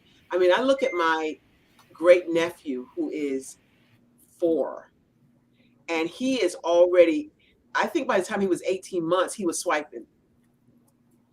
And he is so involved and immersed in the technology already at 4 that he reads everything on his he has his own tablet, and he reads the information and remembers it. So I'm really excited for young people to get from around the world. The African continent has the youngest population, median population, at 19. I think it's 19. And so knowing that they have this resource, the Black Business Network, to jump on, learn first how to do business from the old heads, and then begin to use that knowledge and information to create their own businesses, their own legacies, their own wealth. And that, to me, is what it's about. Yes. Absolutely. I love that too. And Margie also shared briefly about the unconventional business also. Margie, you want to kind of tap on that? And then we're going to go right to the wonderful doctor herself right up above you. When I say unconventional businesses, I'm saying that, a woman can start a construction company. It doesn't necessarily have to be a man. My father had a tire shop, and that's one of the things he was working with me to have a all women's tire business. So it doesn't have to be just a female starting this type of business and a male starting this type of business. It can be unconventional, where a woman start a construction business, start her own trucking company. We don't talk about that enough. So those are the things that we need to kind of see if we can push that with our youth as well. And I think that's a great thing to say too, because I've worked in construction. I landed fiber optics in prison settings and all that. And I think we have to come from the mindset of traditional, because traditional is what people say it is. We have to just move into a different millennia. And like Nicole was talking about the metaverse, the day is dawning and it's now. So fantastic. I love that you said that. Awesome. Dr. Madeline Lewis. Well, I see the Black Business Olympics changing the mindset of the young people, because as you said, it's by having this platform and pushing it out to so many different countries all around the world, they get to see that they can be business owners. You know, they can have their own business. I mean, look at the little young guy who has the ice cream, his own ice cream business. So they get to see that. But everything starts in the head. It starts with a mindset. So if they don't see it, then they're going to think that it's not possible. But because they can see this, because they can hear Nicole talking about the metaverse, then these are things that they can jump on, because now their minds have been open to it. They can see, they have that vision now to be able to move and press forward toward that. That's what I see. Wow, I love it. And from my perspective, I see the Black Business Network and the Black Business Olympics creating just that, an Olympiad of people of color that come in. They don't just survive, but they thrive.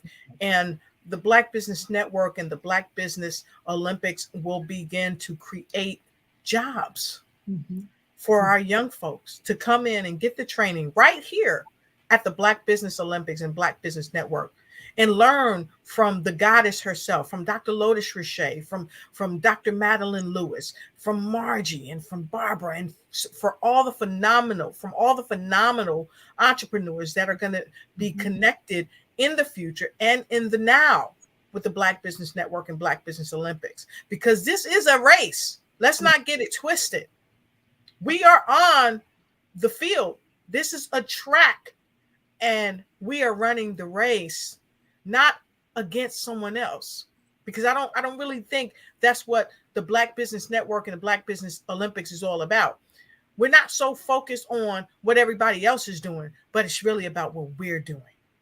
And that's where I see us moving the generations to.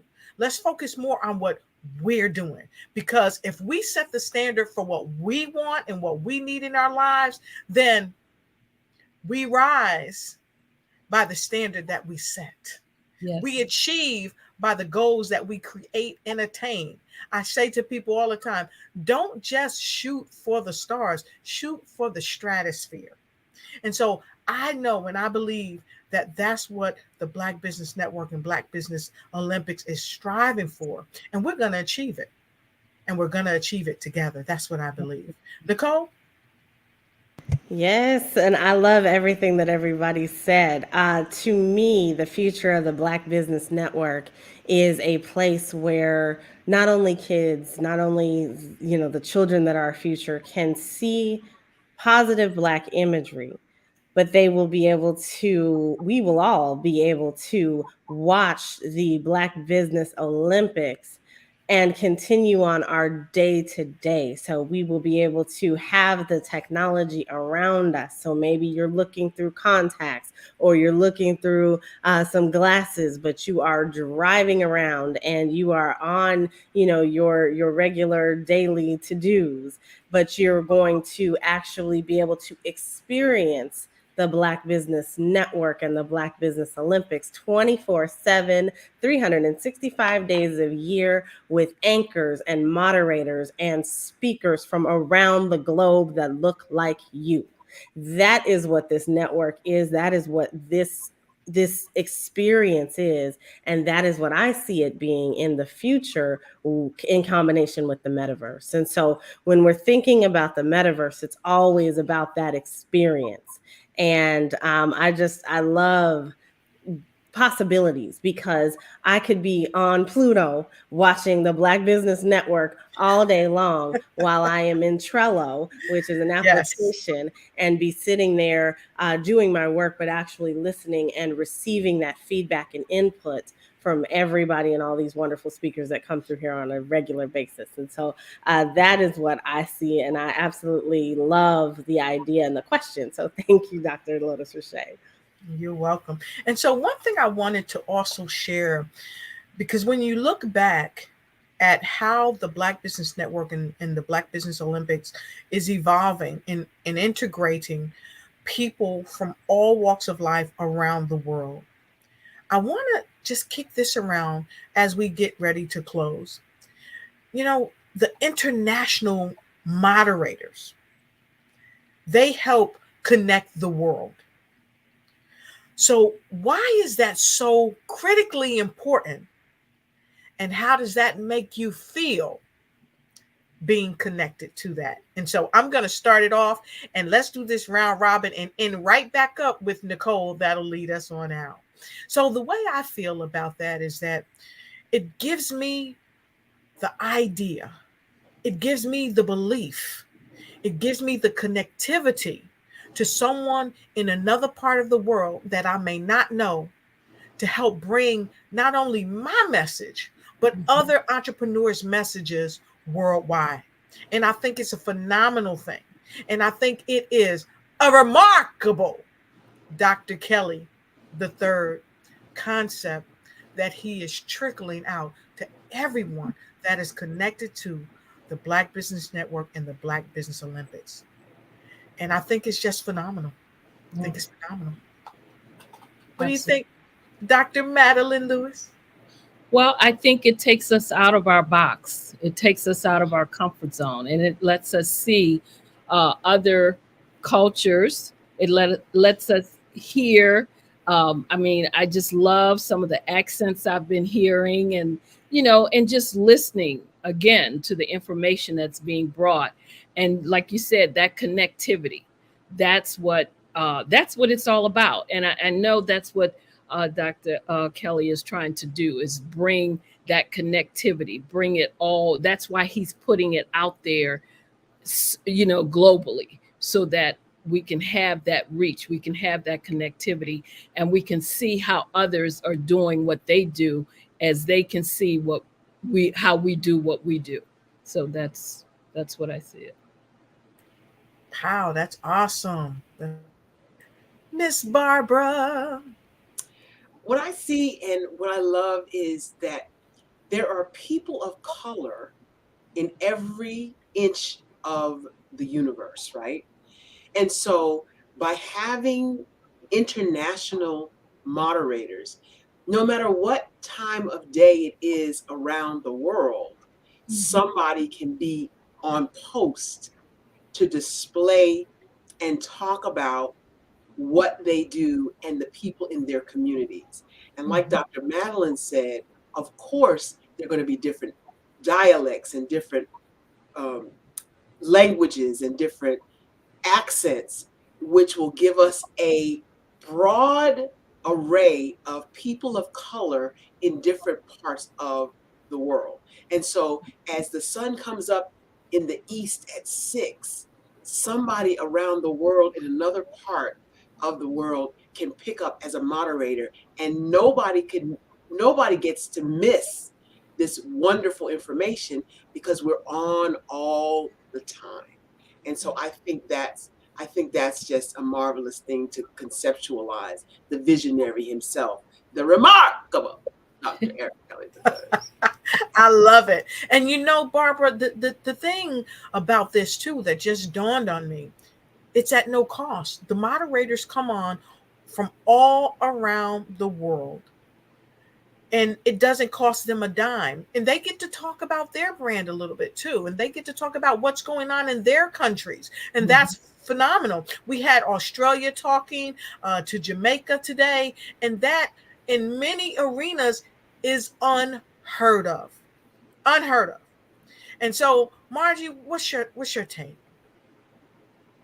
Listen, I love to travel, so it gives me someone to go and travel and see. So with my business, but one of the things I would say, as Dr. Madeline Lewis says, it brings me out of my box. Also, it gives me opportunity when I'm looking at different cultures. The need is different around the world, just like here is different around the States. So the programs that I have for North Carolina may not work for Virginia. Same. So it gives me an opportunity to work on developing programs for these different areas that's needed. Again, just having already having people contact me from Nigeria, from Liberia, Australia. And so for me to be able to talk and see what can I do to help you, it gives me the sense of, okay, now I'm always developing programs, but what can I now do, which would now open up my business and give me more ideas to do with my business. So I just love that. And the travel, again, just having someone to travel. And that's one of the main things I love about this as well, too. Connection. That's fantastic. Wow, that's fantastic. And that's true. Then you've got people in other countries where you go to those countries, you're not a stranger. Because let's face it, when we go to other countries, and I've lived abroad, many people have lived abroad and been abroad, the dialect, the language, sometimes we don't know the language, but to know that you have someone in that country, just like Barbara talked about, they're waiting at the airport for you, honey. They got the limo, they got the red carpet rolled out for you. That makes a huge difference. And so since we're sharing that, we talked about people from all around the world. Let's talk about those that are here right now. Where are all of us from right now? So I'm in Washington, D.C. right now. Barbara, where are you at? Nairobi, Kenya. No, Hampton, Virginia.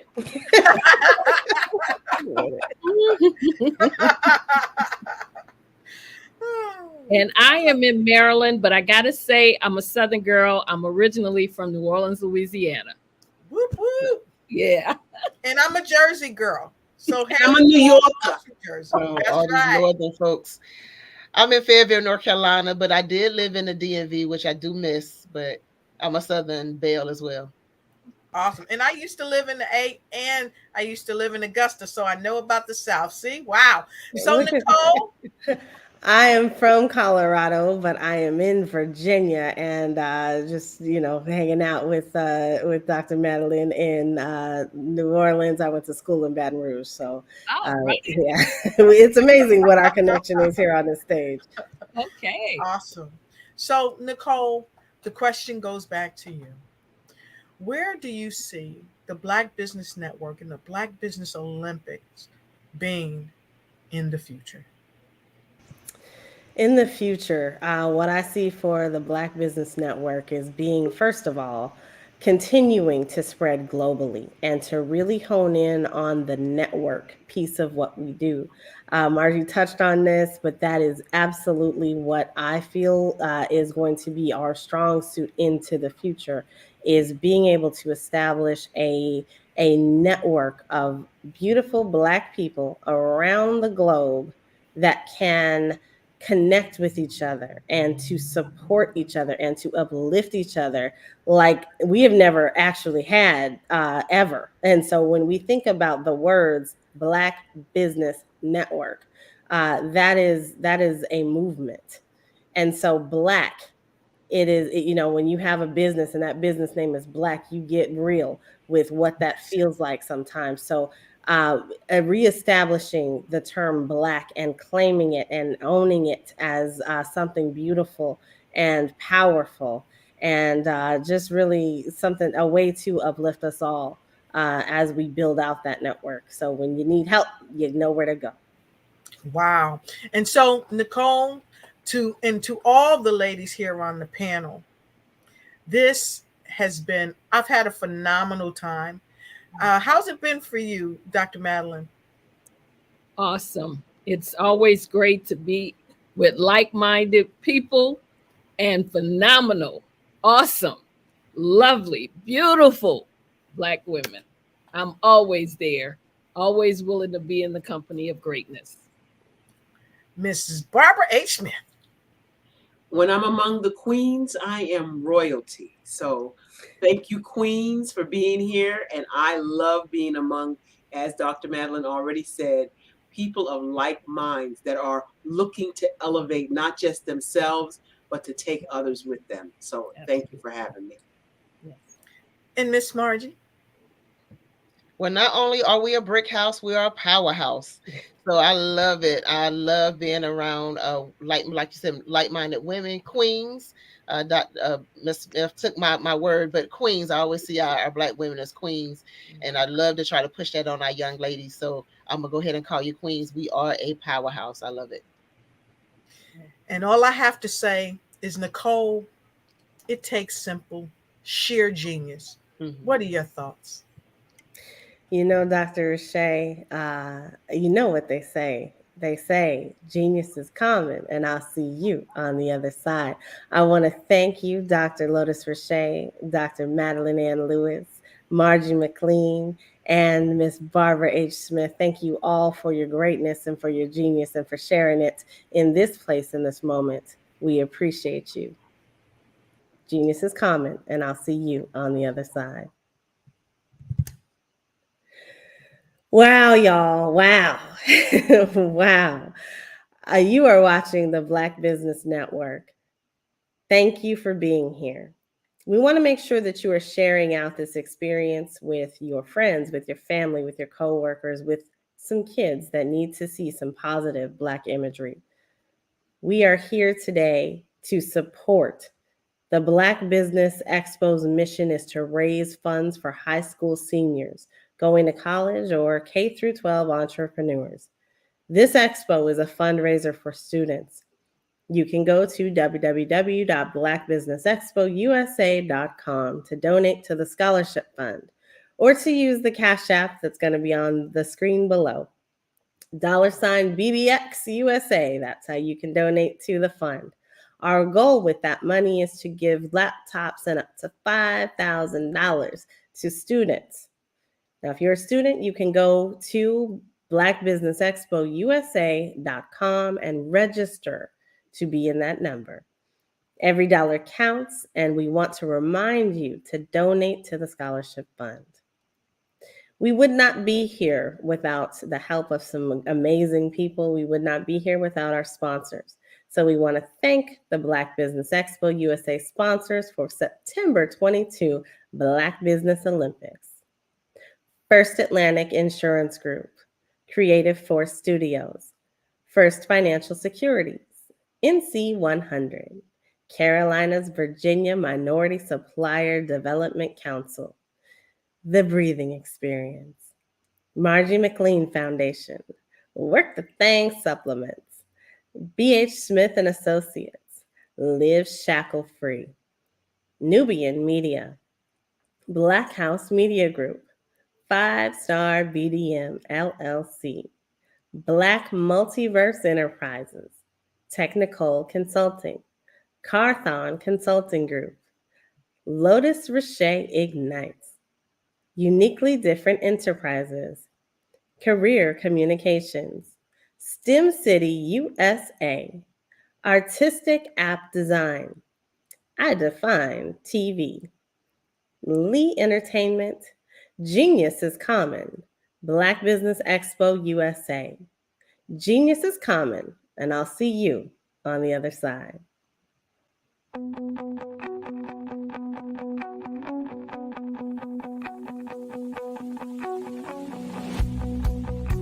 I am Black Business. From the moment I wake until the time I sleep. Yes, I am Black Business. I am Black Business. Tell me, are you Black Business? I am Black Business. Do you support Black businesses? Listen, I support Black business because I am Black Business. Black Business Expo, one of the largest business showcases in the history of Black business in the world. The world. Sign up today at www.blackbusinessexpousa.com or call 919-308-9090. I am Black Business. Did you know women represent just 3% of Fortune 500 CEOs and less than 15% of corporate executives at top companies worldwide? Have you wondered what the secrets are to getting into the top ranks, whether in the private or public sector? Do you want to figure out how to stop being held back in your career or passed over for promotion? Then you're in the right place. Hi, I'm Dr. Madeline Ann Lewis, President and CEO of the Executive Women's Success Institute. I have decades of experience in the military, the federal government, and corporate America, and my mission is to help women succeed and tap into their full potential. I want to reach 1 million+ women around the world to become the leaders they are meant to be. So if you want to move into a management or executive level position, or maybe you are a female veteran transitioning out of the military into business entrepreneurship, then reach out to the Executive Women's Success Institute at 301-693-3284. Let us get you on the fast track to success.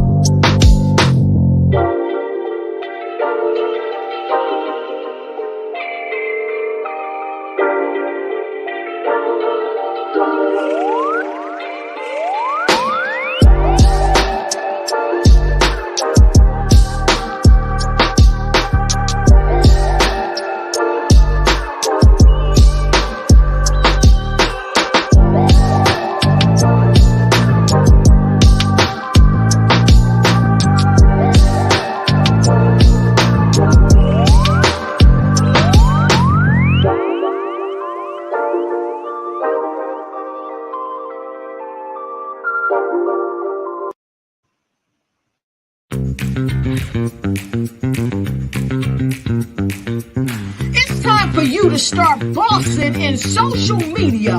For all your social media needs, you've come to the right place at the right time to get your website designed, landing page, social media platforms, and get the training you need to get in front of the people that's ready to buy your products and services.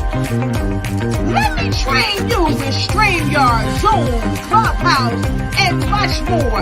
And let me help you get your virtual professionals, not assistants, because assistants can only assist you, but the virtual professionals can give you that professional flavor that you need to expand your reach and increase your revenue. Jump on in and get in where you fit in and start bossing today.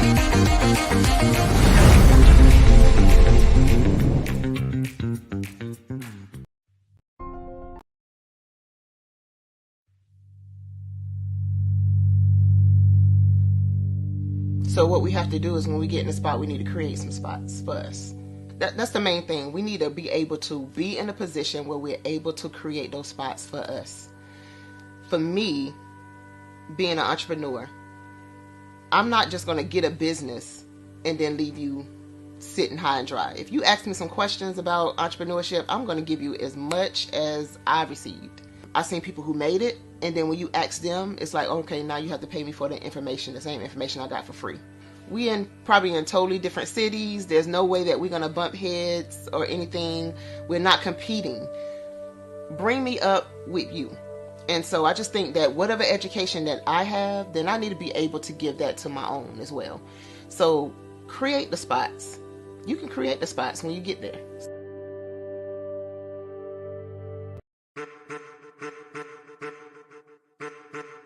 I am a child of the Most High God.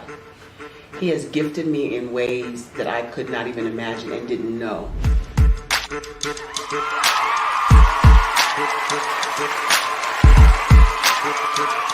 There was a time when I didn't know who I was. I listen to other people tell me who I should be, what I should do. I listen to people telling me that I should be a boutique owner, that I should be a construction manager, that I should be a laborer. Have you ever felt like you should do something else, be something else, go somewhere else, be wherever you wanted to be, and you felt like you were in a box? Anybody in the room? And you couldn't get out? Anybody in the room? And you kept trying to go and you couldn't get out? Anybody in the room? But let me tell you, you need to rock the box. Rock the box.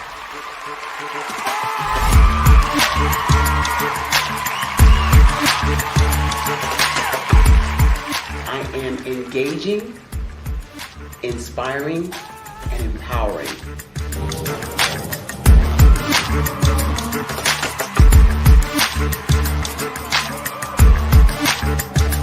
I would give you everything I know. Just by touching you, if I could, by osmosis, give you every single thing I've learned, I've gone through, I know I would. We know that's not possible, but as it is possible, I love to share information with people. Some of you out there, people have told you that you can't be, you can't have, you can't do. But I will tell you, like Kinston said, you can, you must, and you will. If it's to be, it's gonna be me. You gotta say it. If it's to be, it's gonna be. If it's to be, it's gonna be. If it's to be, it's gonna be.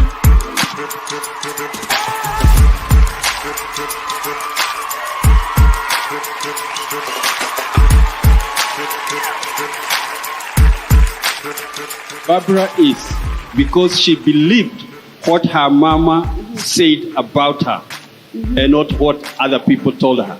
Every day you wake up, when you're in a situation, it's your choice whether it's an advantage or the disadvantage. She gained her confidence and her life, and now she is a testimony.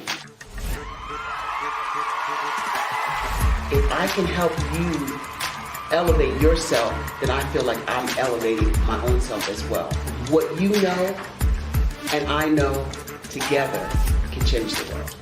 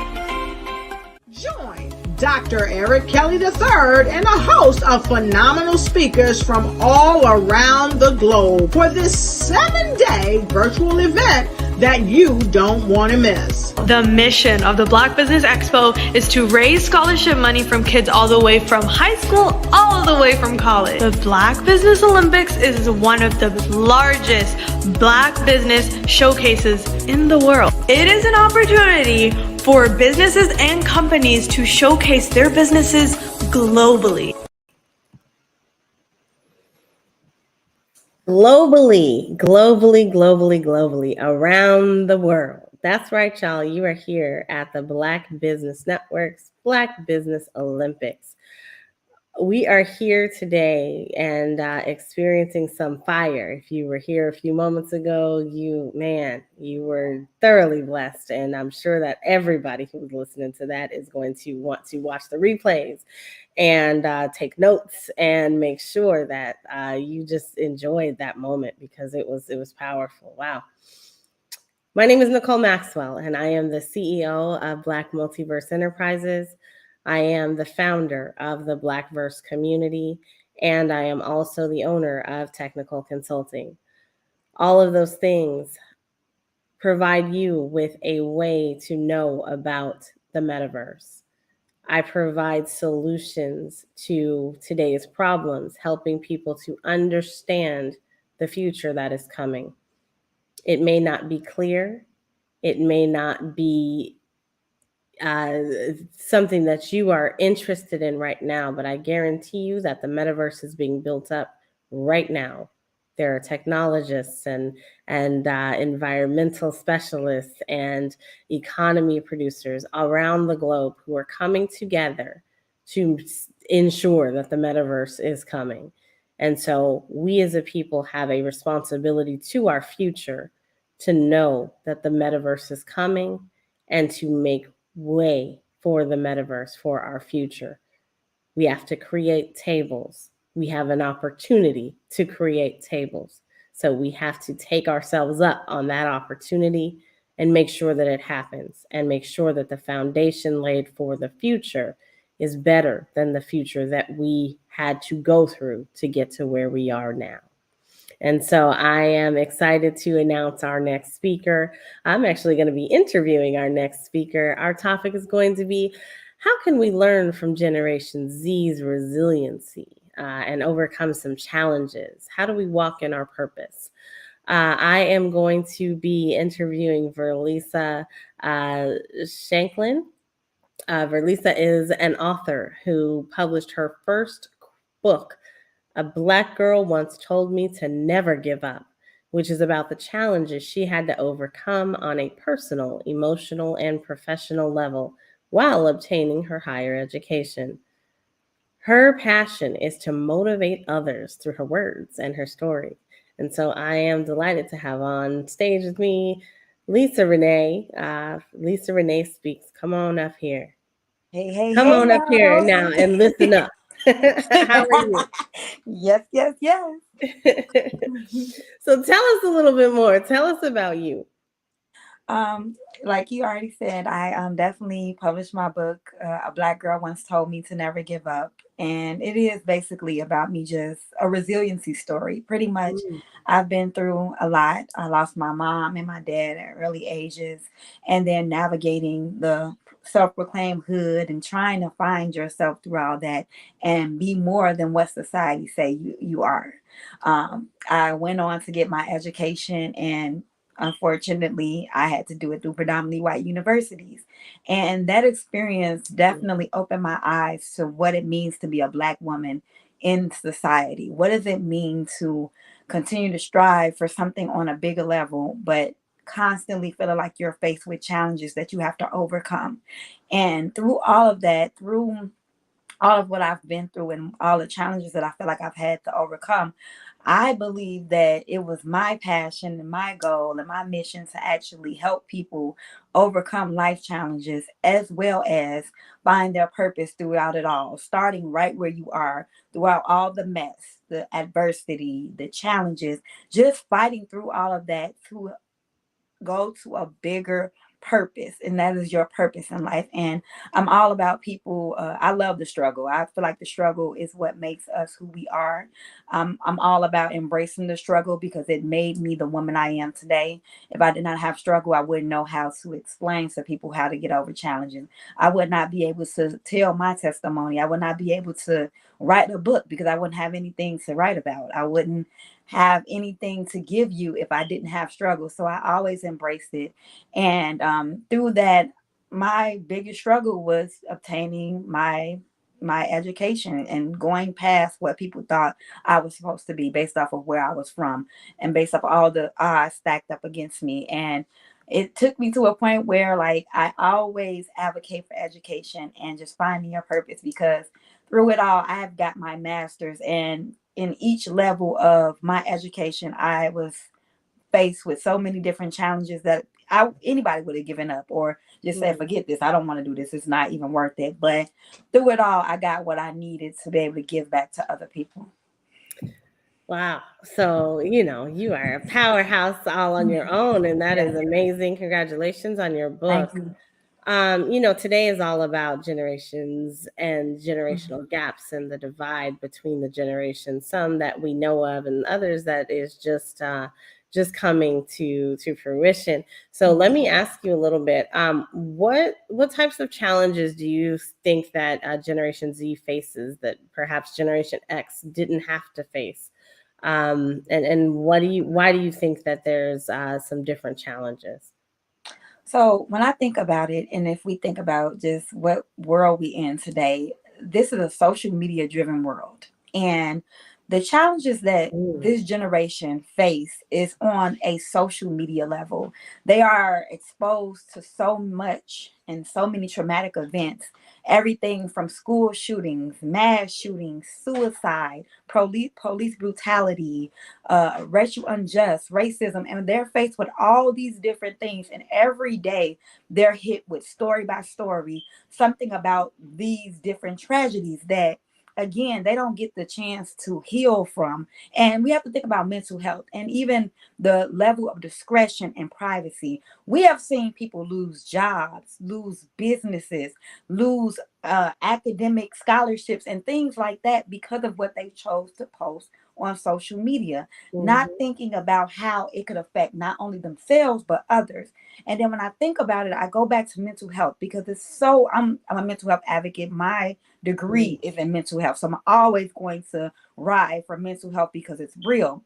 And this generation has the largest mental health issues than any other generation. And it's simply because they're always exposed to traumatic events, post after post, minute after minute. They're always hit with something traumatic.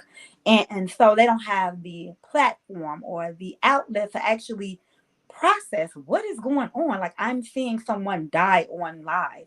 I'm seeing someone get shot on live. I'm seeing someone get beat on live. However, I'm just going through my life, scrolling on social media, not realizing that this is real. Like, this is really affecting me. I'm internalizing everything around me, yet I don't have a platform or any processing moment to process what's going on. And then I'm internalizing all this, and the emotions that I'm starting to feel, they're turning into depression, anxiety, and my own thoughts of suicide and my own low self-esteem. Because again, when people post things, a lot of people internalize what's going on around them in relation to what's not going on in their life.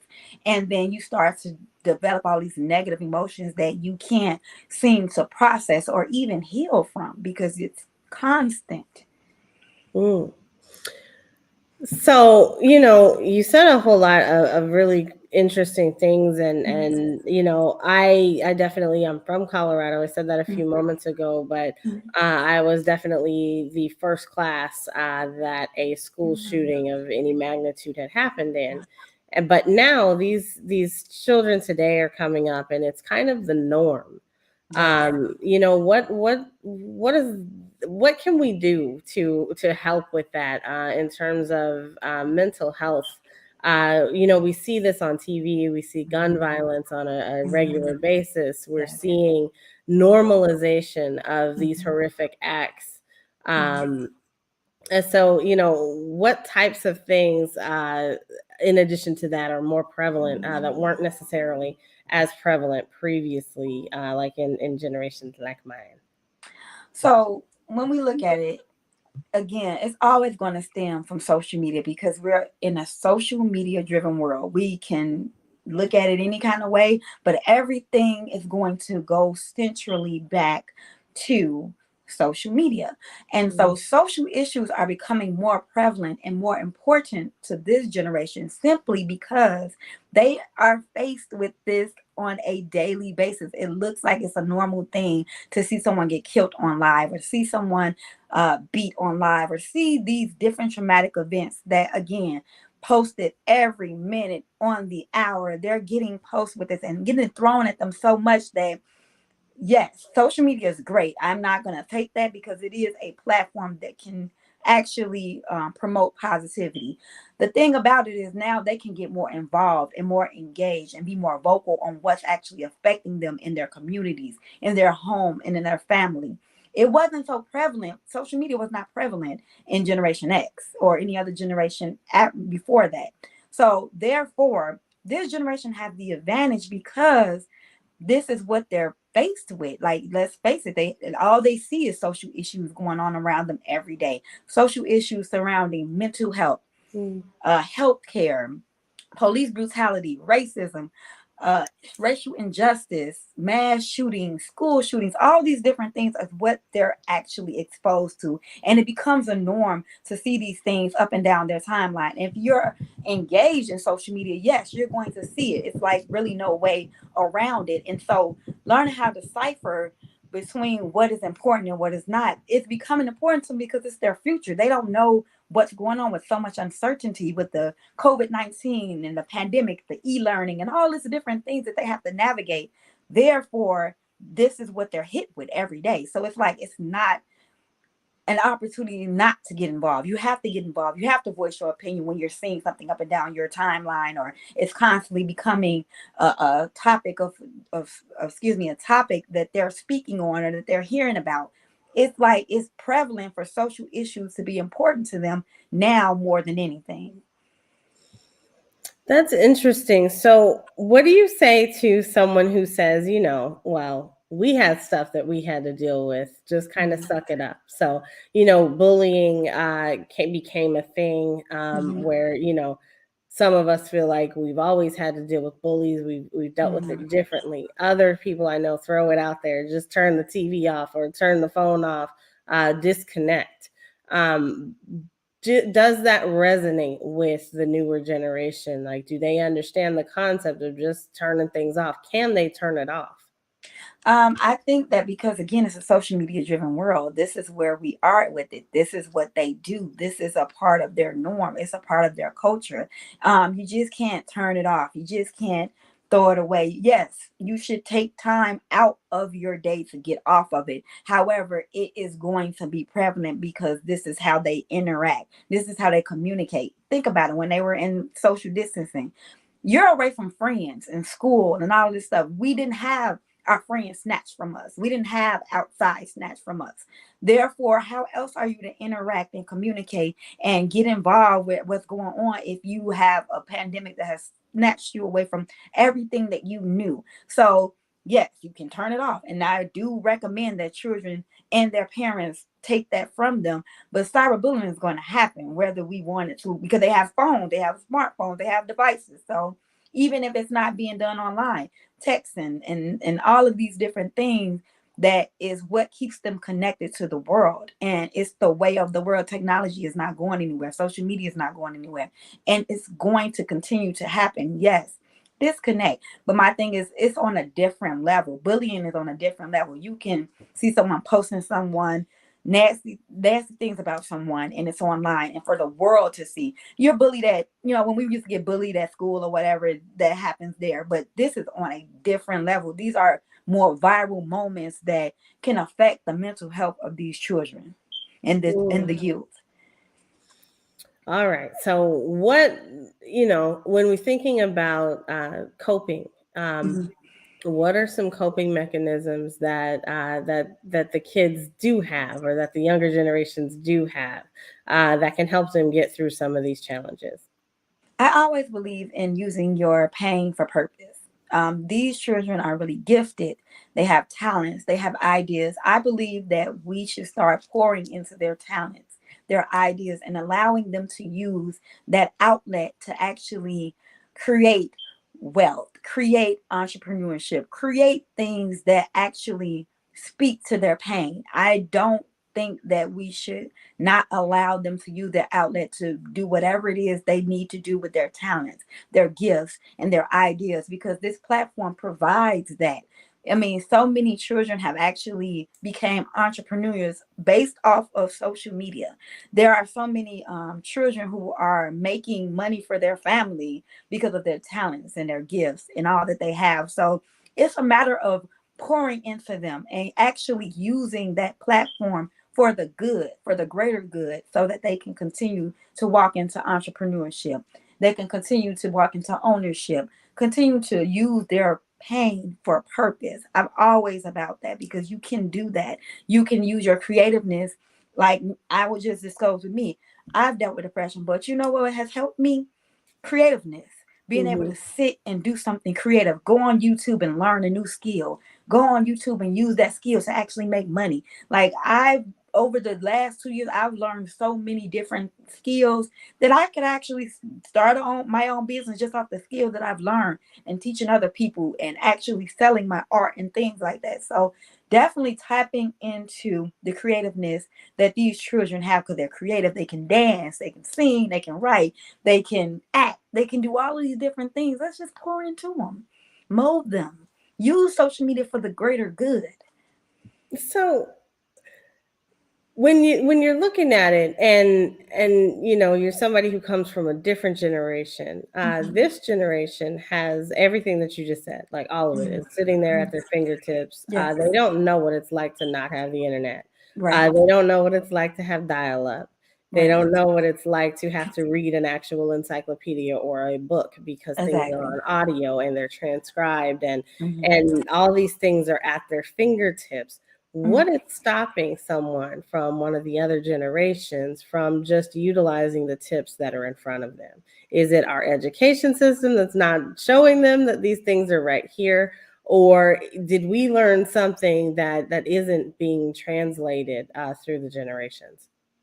I totally think that a lot of things do start at home. I'm going to say that we need to start pouring into these children.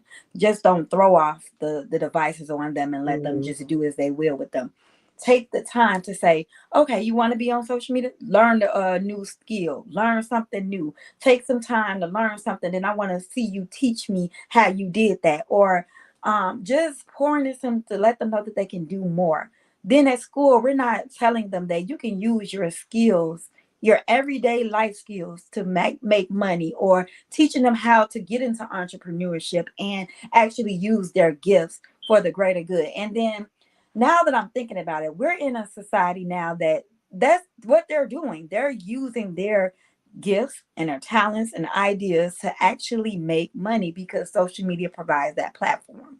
However, there needs to be classes and courses where they can actually hone in on what it is they need to do to actually translate into a business or career, because not everybody is for college. However, there are some gifted people out here that can do great things. They just need someone to mold them, prepare them from life challenges, because that's what's going to also throw you off track. When you are trying to do something, you're trying to do great, and then boom, a life challenge hits you. That can be the most derailing thing in your life. But let them know that, yeah, there's life challenges. It's not always sweet peaches and cream. However, you can overcome life challenges to live and walk in your purpose. So it starts at home with molding them and just not throwing social media off on them, or tablets and things like that off on them just so they can be scrolling. No, go learn a skill. Go on YouTube, because YouTube University is great. I'm not gonna lie. It shows you different things to do. Like, you can learn how to do so many different things that you'll be like, well, how did I learn all of this? Yeah, I didn't go to school to do it. I didn't do anything. I literally just research videos on how to do certain things. Just researching. I believe in research. Whatever you want to do, research it, and then continue to craft your pretty much craft what it is you're trying to do and make it, master your craft. Yeah.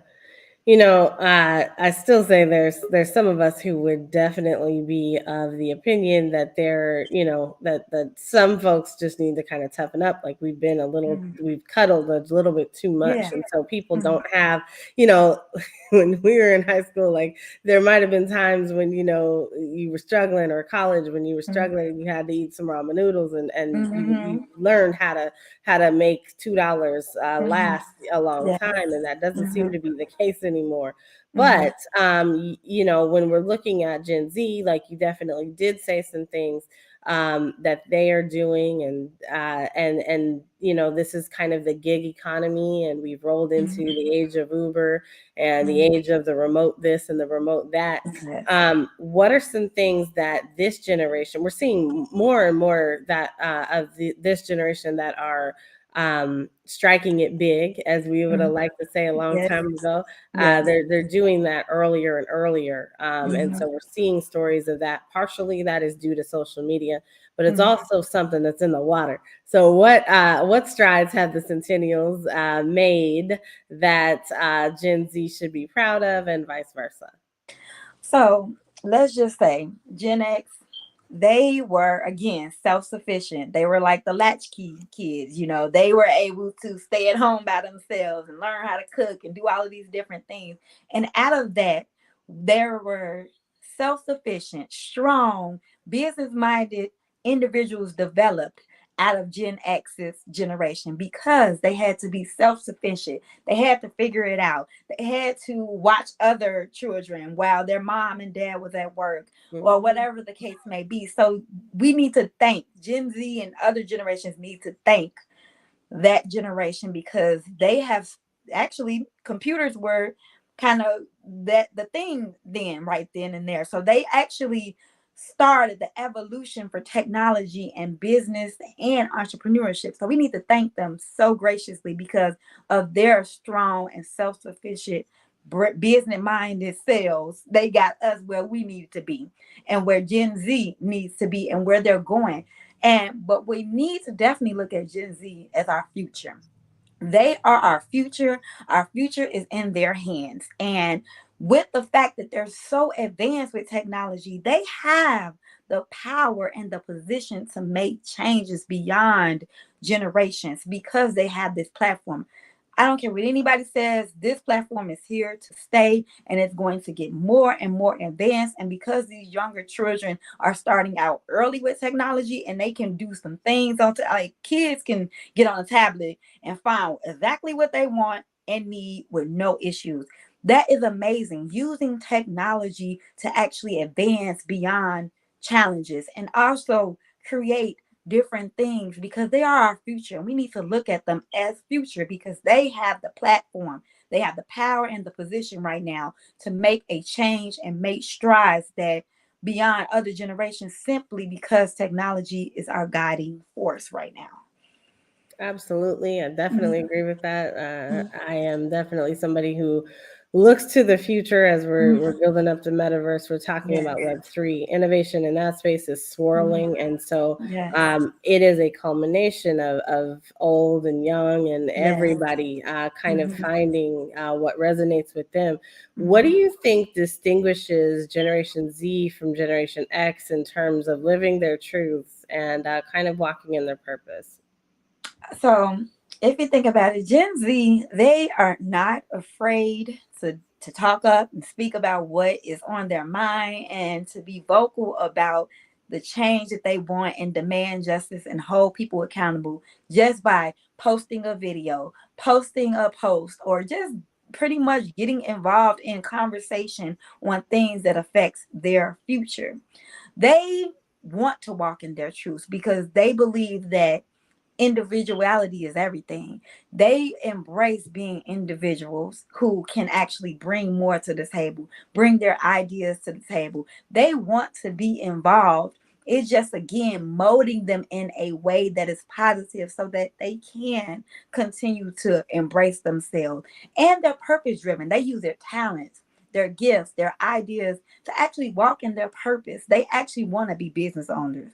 They want to be entrepreneurs. That's what they want to do because they want to bring forth whatever it is they want to bring on to the table because they're competitive as well. They always want to win. They always want to be motivated to be successful.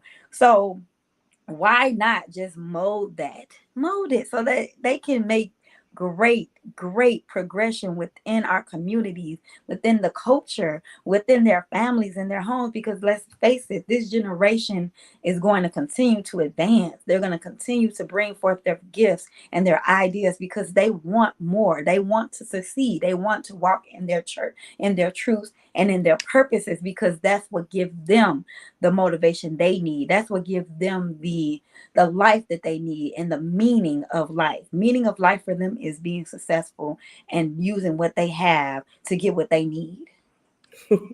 You know, you are really passionate about this, and I am so excited that they have a I am. champion in you for sure. Yes. Let me I ask believe you, in them. I in, do. in what areas of life has Gen Z progressed when it comes to overcoming the challenges that generations before them kind of also faced? I really do believe, again, because they are the outspoken and the vocal individuals who actually want to get involved in things that affect them. They look forward to the future. And then with all of the uncertainty that's going on around them, they just want better. They just want to make sure that they succeed and motivate. That's what I get from them, that they continue to succeed, motivate, and be motivated. And so they are making strides, and they are actually continually going through this because they want better, they want more, and they're using what they have to get what they need. And so it just is a matter of us, again, trying to figure out how we can push and encourage them and to motivate them, because they are the individuals who demand justice. They want to walk in their truth. They demand that you give them rights that let them walk in their truth. They want to live a purpose-driven life. They want to come forth with what they have. So why not just tailor that and make that something that we can do? So again, because they're our future, they're going to hold the baton for us to continue to get justice and to change all that's going on. Now, more work needs to be done. It can't be all on that generation. However, if we all work together and we all figure out what it is that this generation can do for sure, and pour into that, we can definitely get more out of them, and they can continue to advance and excel because they want to. They really want to. They want to give you what's on their mind. Like, they don't mind speaking up. And most generations didn't really speak up. They don't mind. They'll tell you what's on their mind in 2.5 seconds. So why not let them hold that baton and let them do what they need to do, but pour into them and mold it to them to a positive way, not so negatively. So, you know, that's interesting, for sure. You know, positive versus negative, and kind of all this energy and kind of forthrightness that they seem to have as a collective group. Yes. Apparently, it is interesting to see kind of the turnabout when it comes to just the difference between the workforce and us versus them, or them versus the previous generations. Right. And so it's like, what is really going on? What is behind that? If there's so much force and fortitude in this next generation, why isn't that being put into to the workforces and kind of that work ethic that it seems to have, that we seem to have had, or that, you know, some of the older generations have had, and I don't want to say older, but some of the previous generations have had, versus what we're seeing in trends now, where there appears to be this collective desire not to learn, not to conform a little bit, and not to want to put in a good day's work, or put in any kind of work, if you hear some folks tell it. This is what I think. I feel like we look at differences as a bad thing. We look at the generation, the way that they interact or the way that they behave, and like our older generations, and excuse the older part, but generations before them, they do things a certain way. It's a thing of being set in your own way, and then setting on in your own way and getting in your own way. Let's face it, technology is here, and this generation knows how to navigate it. Why not bring on their ideas? Why not allow their ideas to be addressed, and also to allow them to come together so that they can bring a fresh spin to what's going on? Because I feel like when you're set in your own ways and you see things a certain way, it's kind of hard for you to take on fresh and new ideas that could actually help the workplace, that could actually bring some togetherness to the workplace, that could bring on advancement and progression, because again, this generation knows what it's like to use technology, and technology is a guiding force. It's going to be here. We need to get on board with each other. We could learn from other generations, and other generations can learn. We can come together to learn. It's nothing wrong with learning from each other and playing off each other. That's what teamwork is about, playing off each other. Let me ask you. So this is the final question, but let me ask you: how do we bridge the gap between Gen X and Gen Z? So there's information on both sides. There's feelings about each other on both sides. There's greatness on both sides. So how do we bridge that gap? We have to bridge the gap by realizing that differences are there, and realizing that differences exist so that we can have a greater common purpose. Differences don't have to be bad. They can come together to actually progress and advance, because what one generation knows, the other generation doesn't. And we have to stop being afraid to talk to Generation Z. And Generation Z needs to learn how to listen to Generation X, because Generation X has wisdom and they have power and they also have experience. But Gen Z has the skills. They have the knowledge now, because they are always looking for knowledge. They have the freshness, the creativeness, the innovation, that we all can come together. But we have to be respectful of each other. We have to be able to listen, be patient with each other, because yes, Gen Z may get on your nerves and Gen X may get on their nerves. It's just learning how to separate those feelings and coming together to advance as a community, as a culture, as a group, collectively, because we all bring something to the table that can help with the advancement of what's going on in our world today, that's affecting each of us, each of these generations, whether we want to believe it or not. Whatever's going on in the world today is affecting each generation different. However, each different generation has something to bring that can definitely help with the advancement and the togetherness, because we have to come together to communicate. Nobody wants to communicate. That sounds a whole lot like what we had back in the day, each one teach one.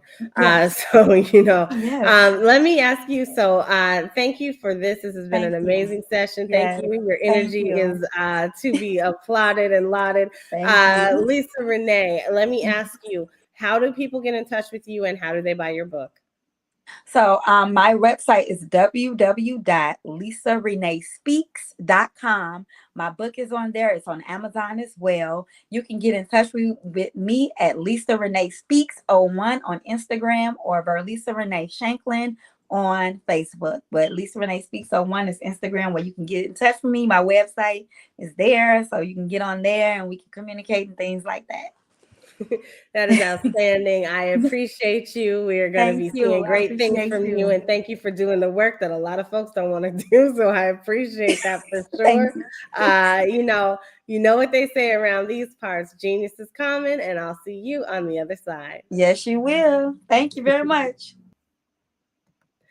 All right, you guys, you heard it here first. It is possible to bridge the generational divide. Genius is common, and we want to thank each and every single one of you for being here. You guys, please be sure to connect with Lisa Renee. And we would not be here if we didn't have a purpose. The Black Business Expo, our mission is to raise funds for high school seniors going to college or K through 12 entrepreneurs. The expo is a fundraiser for students. You can go to blackbusinessexpousa.com to donate to the scholarship fund, or check out our Cash App. Hit up the Cash App, $BBXUSA. Anything that you donate counts and is going to go towards our goal, which is to give laptops and up to $5,000 to 10 students. Students can register online at blackbusinessexpousa.com. If you are a student and you are in need of a scholarship or a laptop, please register at blackbusinessexpousa.com. Every dollar counts, and we want to remind you to donate to the scholarship fund. We also want to thank our Black Business Expo USA sponsors for the September 2022 Black Business Olympics. First Atlantic Insurance Group, Creative Force Studios, First Financial Securities, NC 100, Carolinas Virginia Minority Supplier Development Council, The Breathing Experience, Margie McLean Foundation, Work the Thang Supplements, B.H. Smith and Associates, Live Shackle Free, Black House Media Group, Nubian Media, 5-Star BDM LLC, Black Multiverse Enterprises, Technical Consulting, Carthon Consulting Group, Lotus Rocher Ignites, Uniquely Different Enterprises, Career Communications, STEM City USA, Artistic App Design, I Define TV, Lee Entertainment, Geniuses Common, and of course, the Black Business Expo USA. Genius is common, and I'll see you on the other side. Hey everyone. The Black Business Expo is changing my life. This year, they are giving away laptops and even $5,000 in cash to students just like me.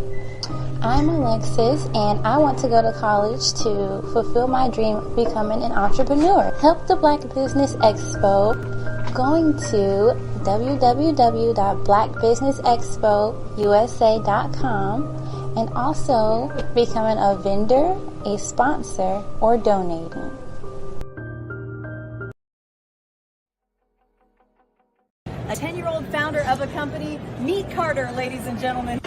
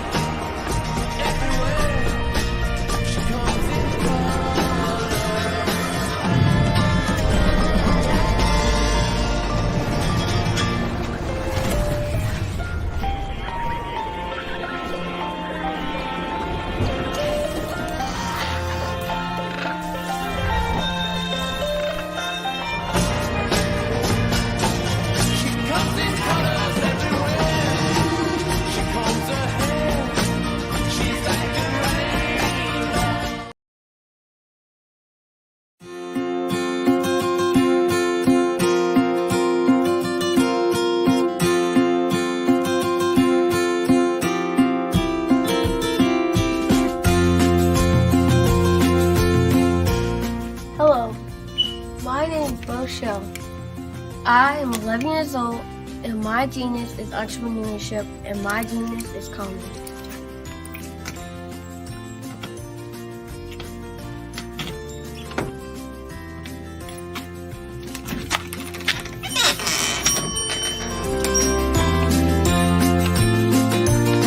I have been hard at work, and my genius said at the age of 8 when I asked my parents to buy me an ice cream cart for my 8th birthday. Why? Because I love ice cream, and I knew that 99.9% of the world loves ice cream too.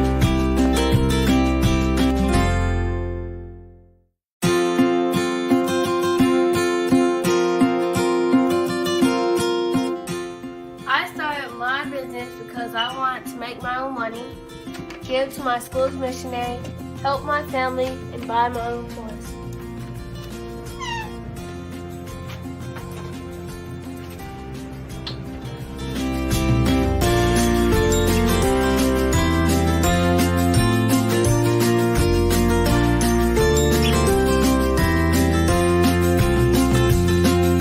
While working in my genius, I have learned a lot about business and what it takes to be successful.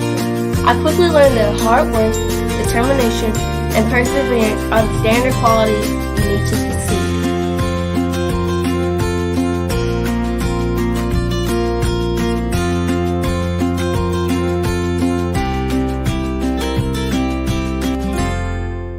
However, in my 4 years as a business owner, I have learned things that you can't learn from a book, like the true meaning of customer service. Great customer service is how you sincerely say thank you to each person who spends their money with you.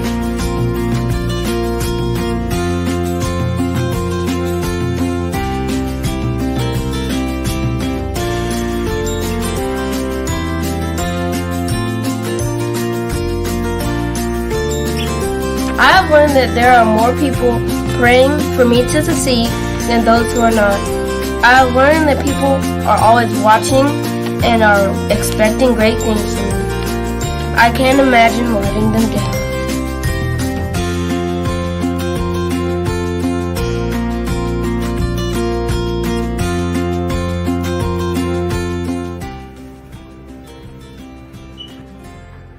I have learned that I must lift as I rise, and that I must be my brother's keeper.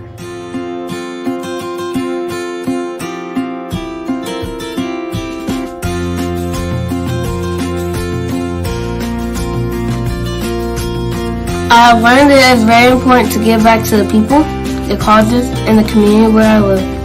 I have also learned that once I become a billionaire, I will be well on my way to becoming a billionaire and to changing the world by providing jobs and opportunities to others.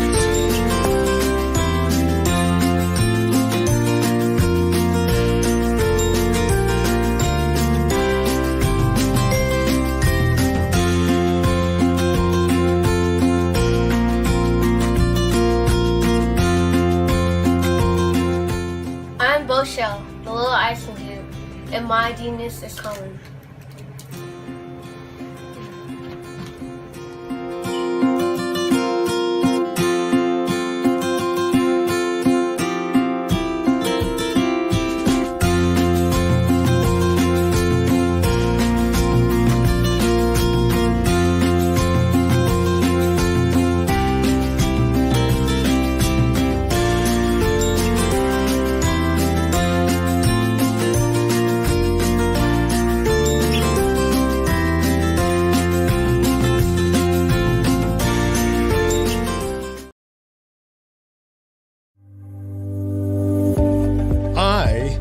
Black business. From the moment I wake until the time I sleep, I am black business. I am black business. Are you black business? I am black business. Do you support black businesses? I support black business because I am black business.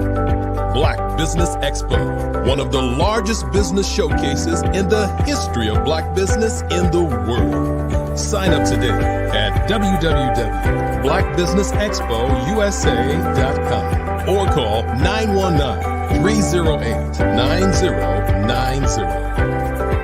I am black business.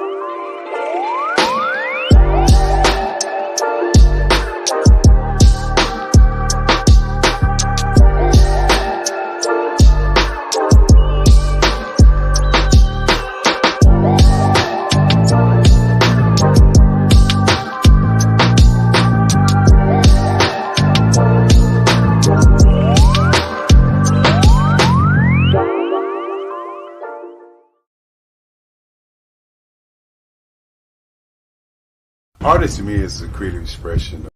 I am Black business. From the moment I wake until the time I sleep, I am Black business. I am Black business. Are you Black business? I am business. Do you?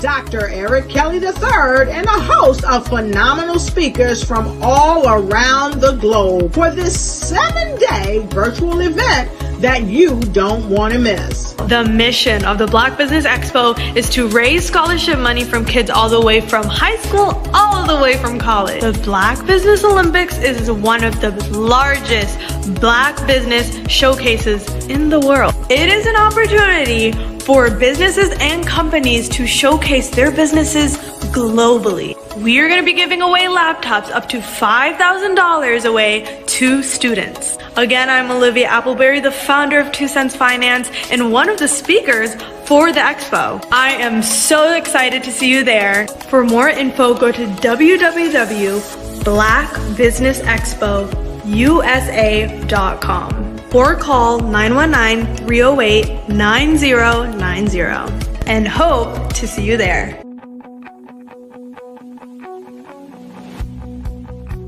I am Black business. From the moment I wake until the time I sleep.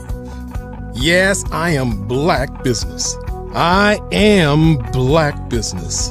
Tell me, are you Black business? I am Black business. Do you support Black businesses? Listen, I support Black business because I am Black business.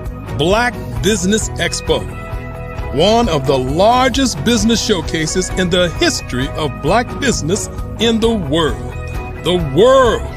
Sign up today at www.blackbusinessexpousa.com or call 919-308-9090.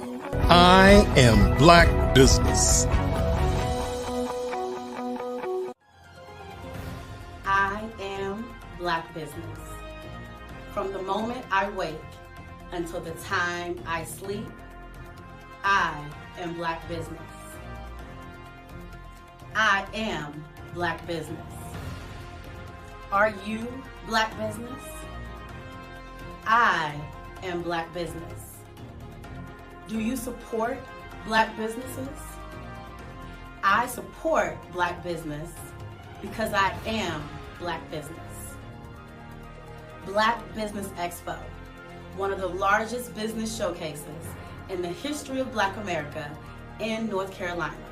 Sign up today at www.blackbusinessexpousa.com or call 919-380-9090. I am Black business. I am Black business. From the moment I wake until the time I sleep, I am Black business. I am Black business. Are you Black business? I am Black business. Do you support Black businesses? I support Black business because I am Black business. Black Business Expo, one of the largest business showcases in the history of Black America in North Carolina. Sign up today at www.blackbusinessexpousa.com or call 919-380-9090. I am Black Business. I am Black Business. From the moment I wake until the time I sleep, I am Black Business. I am Black Business. Are you Black Business? I am Black Business. Do you support Black businesses? I support Black business because I am Black Business. Black Business Expo, one of the largest business showcases in the history of Black America in North Carolina. Sign up today at www.blackbusinessexpousa.com or call 919-380-9090. I am Black Business. Hello, welcome back. I am Black Business. Are you Black Business? I am Black Business. So we are Black business owners. We are coming to you today on the Black Business Network. My name is Nicole Maxwell. I am delighted to be your anchor for this evening. We are wrapping things up, but not before we go to my next guest. I am going to introduce her. Her name is Dr. Danielle Butts. She's going to be coming to us to talk about being your own money manager. Danielle Butts is a financial specialist that holds a doctoral degree from Pepperdine University in the areas of education and leadership, with over 30 years of experience. Armed with an impressive celebrity client list, she is a business owner and licensed financial educator in the financial industry. And she has been able to help thousands of families and individuals become well-versed to make informed financial decisions. Her mission is twofold. And so we are delighted to have with us this afternoon, this evening, this night, Dr. Danielle Butts. Hi, thank you. How are you? I am fantastic. How are you? I'm doing great. Definitely doing great. Wonderful speakers today. Oh my gosh, yes. So empowering and impactful. Women from around the globe that just look good on camera. So we've had a great day today. The gentleman earlier as well. So, thank you to all of our moderators, our anchors, all of our production staff behind the scenes, and folks who are getting stuff done. We're on day 5. But Dr. Butts, I want to hear from you. So tell us all about AskDrDanielle.com and tell us why you were here. We can't wait to hear from you. And we know that genius is common, and I'll see you on the other side. Thank you so much. Thank you very much for that introduction. And yes, I am ready to rock and roll. I am doing what I love best, which is educating people about money. I want to help move people from financial insecurity to financial independence. And I want to teach people how to control their finances and that they can control their future. The understanding is that we know there is a lack of financial education. This information is not taught in schools. As you mentioned, Nicole, I have my doctorate degree in education and leadership. So I actually have 4 degrees, and I was not taught anything about financial education. And I truly believe that is something that should be put into our school system, and not just with a few states that make it mandatory, but all states. So I do want to start off first, though, with a couple of studies. So FINRA has a couple of studies out, and I want to share some of these statistics. 80% of Americans lack financial education. 53% of adults are financially anxious, and discussing their finances is very stressful. 2 in 3 families lack an emergency fund. 78% of adults live paycheck to paycheck. and 3 in 5 adults don't keep a budget at all. Budgets are very important, you guys. It allows you to be accountable, especially when managing your money. So we know, you guys, every time we turn around, right, we're flooded with information. There's a lot of financial advice, but a lot of people are unlicensed and uncertified, and they're without industry experience. So we got to be careful on what we're hearing, what advice we're taking, right? One piece of advice: when you're at work, don't take information from around the water cooler at lunchtime, right? Everybody's going to give you advice on what to do, but you got to be careful with that as well. But one of the things I want to start off with, there's different stages of life where we focus on different financial needs. So an example of this, millennials, you know, the focus is managing debt. Do you know that 54% are concerned about student loans?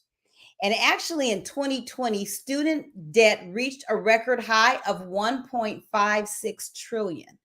And that's according to the U.S. Department of Education. That's very high, and it keeps increasing. Also, the millennials, they're wanting to have enough money saved. That's one of their concerns. They're wanting to plan wisely for retirement. And then there's a concern because there are low-paying jobs and job insecurity. So now when we look at Gen X, a little bit different. They're trying to catch up on savings. They're wondering if they have enough in retirement. A lot of times, Gen X, they're taking care of not only parents, but also still raising a family, right? Those kids that may go to college and then come back home or never leave home. The proper protection and long-term care. Do I have the right type of insurance? Do I have the right amount, right? Do I have long-term care set in place? And as a bonus, you guys, they're expected to replace baby boomers as the wealthiest generation with nearly 48 trillion passed down over the next 25 years, which is more reason why there is a need for financial education. Why? Because when this money is passed down, they don't know what to do with it. Where do we put it? What do we do? So then we have the baby boomers. Baby boomers, 52% believe they will have to delay their retirement. And this is due to market losses. We're experiencing it right now. They're concerned about running out of money and also getting sick. Why is that? Because people are living a lot longer. So those three areas, when we look at the generations or whatever, those are some of the concerns. And maybe some of you that are listening to this, you say, yep, you're shaking your head. Yeah, Dr. D, I get it, right? So I want to share a couple of concepts with you guys today to help you at least start a foundation. When we look at retirement, you guys, I like to kind of give that a description like a three-legged stool, right? A stool with three legs. The first leg is pension. Second leg is Social Security. The third one is your personal savings. Okay. So a three-legged stool. Here's the thing that we need to look at when we look at retirement. Number one, the 401k was never designed to be the sole retirement vehicle. There's a lot of times that I meet with clients and they're thinking that their 401k is going to get them from point A to point B. And a lot of times it doesn't, right? So we got to make sure that we understand how 401ks work and what we actually have to live on. But again, it was never designed to be the sole retirement vehicle. Social Security, you guys, is expected to run out by 2034. So we're looking at a perfect storm, and people must be proactive and they can't bury their head in the sand. So when we're looking at pensions, a lot of times pensions are going away. There are no pensions. So our three-legged stool is looking kind of flimsy, right? We've got one leg left. What is that? Your personal savings. What are you doing personally to make sure that you have enough in retirement? I say to this a lot of times when I sit with clients and I have them do an activity with me and I ask them, look, what age do you want to retire? Everyone has different ages, right? But let's just say age 65. Like, okay, great. How much does it take for you to live right now? We discuss what that amount is. We throw in a little bit of inflation, right? We look at when they're going to retire, maybe 20, 30 years from now. And then my question to them is, we throw in inflation, we look at what the cost of living is now, and then we go ahead 20, 30 years. What does that amount look like that you're going to need? We come up with a figure, and then I ask them, where is that money going to come from? The next 20 or 30 years, where is that money coming from once you retire? And it's always a puzzled look because people go, you know what? I don't have enough. I'm not going to have enough. So it's really important that we look at the total picture, the holistic approach, right? And I believe that once you're educated, you can be empowered to become your own money managers. We need to understand how money works. You need to look at your vision and you need to look at your goals. I want you all to think about, where are you going to be in 5 years? What does that look like? What's your net worth going to be? What will your retirement look like? Do you even have a plan set up to achieve these goals? A lot of times people just throw money into a 401k or some type of retirement account, and then they cross their fingers and go, okay, hopefully it's going to be enough. We can't do that. We can't, because a lot of times as we get older, we realize there isn't enough, right? We can't wait till that last minute to realize that. So it's the bottom line, you guys, is not about how much money you make, but it's how much you keep. That's what the bottom line is. One of the things that I share, and I think this is a great tip and I want to share with you guys as well, is that you want to make sure you're paying yourself first. What do I mean by that? When money comes in, you make your first payment to you and your family. That is the most important. It is more important than a cable bill. So you're going to take that portion off the top, use the remaining money to pay your bills. The problem is, what a lot of us do is that money comes in, we pay our bills, and whatever's left over, that is what we put away for savings. That's not good because we're very inconsistent when we do it that way. So my question to you is, have you saved at least 10% of this month's income? Minimum, just 10%. If not, you need to reevaluate that and look at that, okay? Do you know that saving $20 a day at an average 8%, about 8% interest, in 30 years, you'll have almost $1 million. That's just $20 a day, right? For some people, that's Starbucks, right? 2 Starbucks trips, or going out to eat, or fast food, right? So we have to really start focusing and looking at our priorities. When I talk about like financial foundation, let's talk about this like it's a pyramid. I want you to think about the levels of a pyramid. There's 4 levels that we need to focus on. One is protection. The next is debt management. Then there's emergency fund, and then there's investments. And that is the order in which we should lay our financial foundation, not backwards. A lot of people talk about investments first. No, protection first. Why? In the event of an emergency, an unforeseen circumstance, a passing, what have you, that protection is going to provide something to that family or that loved one. That needs to be first. I am a strong advocate of life insurance. Yes, there are some types that aren't appropriate for some people, some types that are appropriate, right? You got to find out which one actually meets your family's need and makes sense for you. But you have to have protection. And actually, September is Life Insurance Awareness Month. So great time to talk about this. The next level is debt management. Debt management, you need to reduce your liability and get out of debt. Once that's done, you have more money to be able to put aside, to invest, to be able to grow that financial freedom that you want. And then the third level is the emergency fund. You want to save at least 3 to 6 months of your income. Why? Because if something happens, you get sick, you lose your job, what have you, you still have a minimum of 3 to 6 months set aside till you get back on your feet. A lot of times when people don't have these emergency funds set aside, when an emergency comes up, they need to spend money on something breaks down in the house, whatever, they swipe a credit card. The problem is we swipe.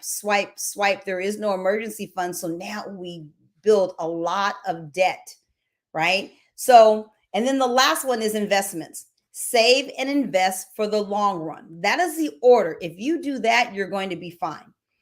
But we need to understand also how money works. You guys, there's a formula. Just like baking a cake. My grandma had the best cake recipe for pound cake, right? and you had to do things just right or it would not turn out right. Well, there is a wealth formula, right? So of course, to start off, you need to have money. That's part of our recipe. You need to have money. Then time. Time is on your side. The more time that you have, the more opportunity for your money to grow. So that's a plus. Then we have our rate of return. Now that could be a plus or a minus. Why? We can have a gain or a loss of a rate of return. And then we always got to throw in inflation, right? We may not like it, but we have to throw in inflation, and that's going to be a negative, right? Inflation is going to take away. Right now, well, I shouldn't say right now. In June, inflation was 9.1% in June, right? And it fluctuates between 8.6, 9.1, but it is the highest since 1981. And they say we haven't seen the worst of it. And then we have taxes, right? We have taxes. We got to throw that in there. Taxes are a negative. So when we have money, time, which is a plus, rate of return, plus or minus, inflation, which is a minus, tax, which is a minus, now that's going to equal our wealth.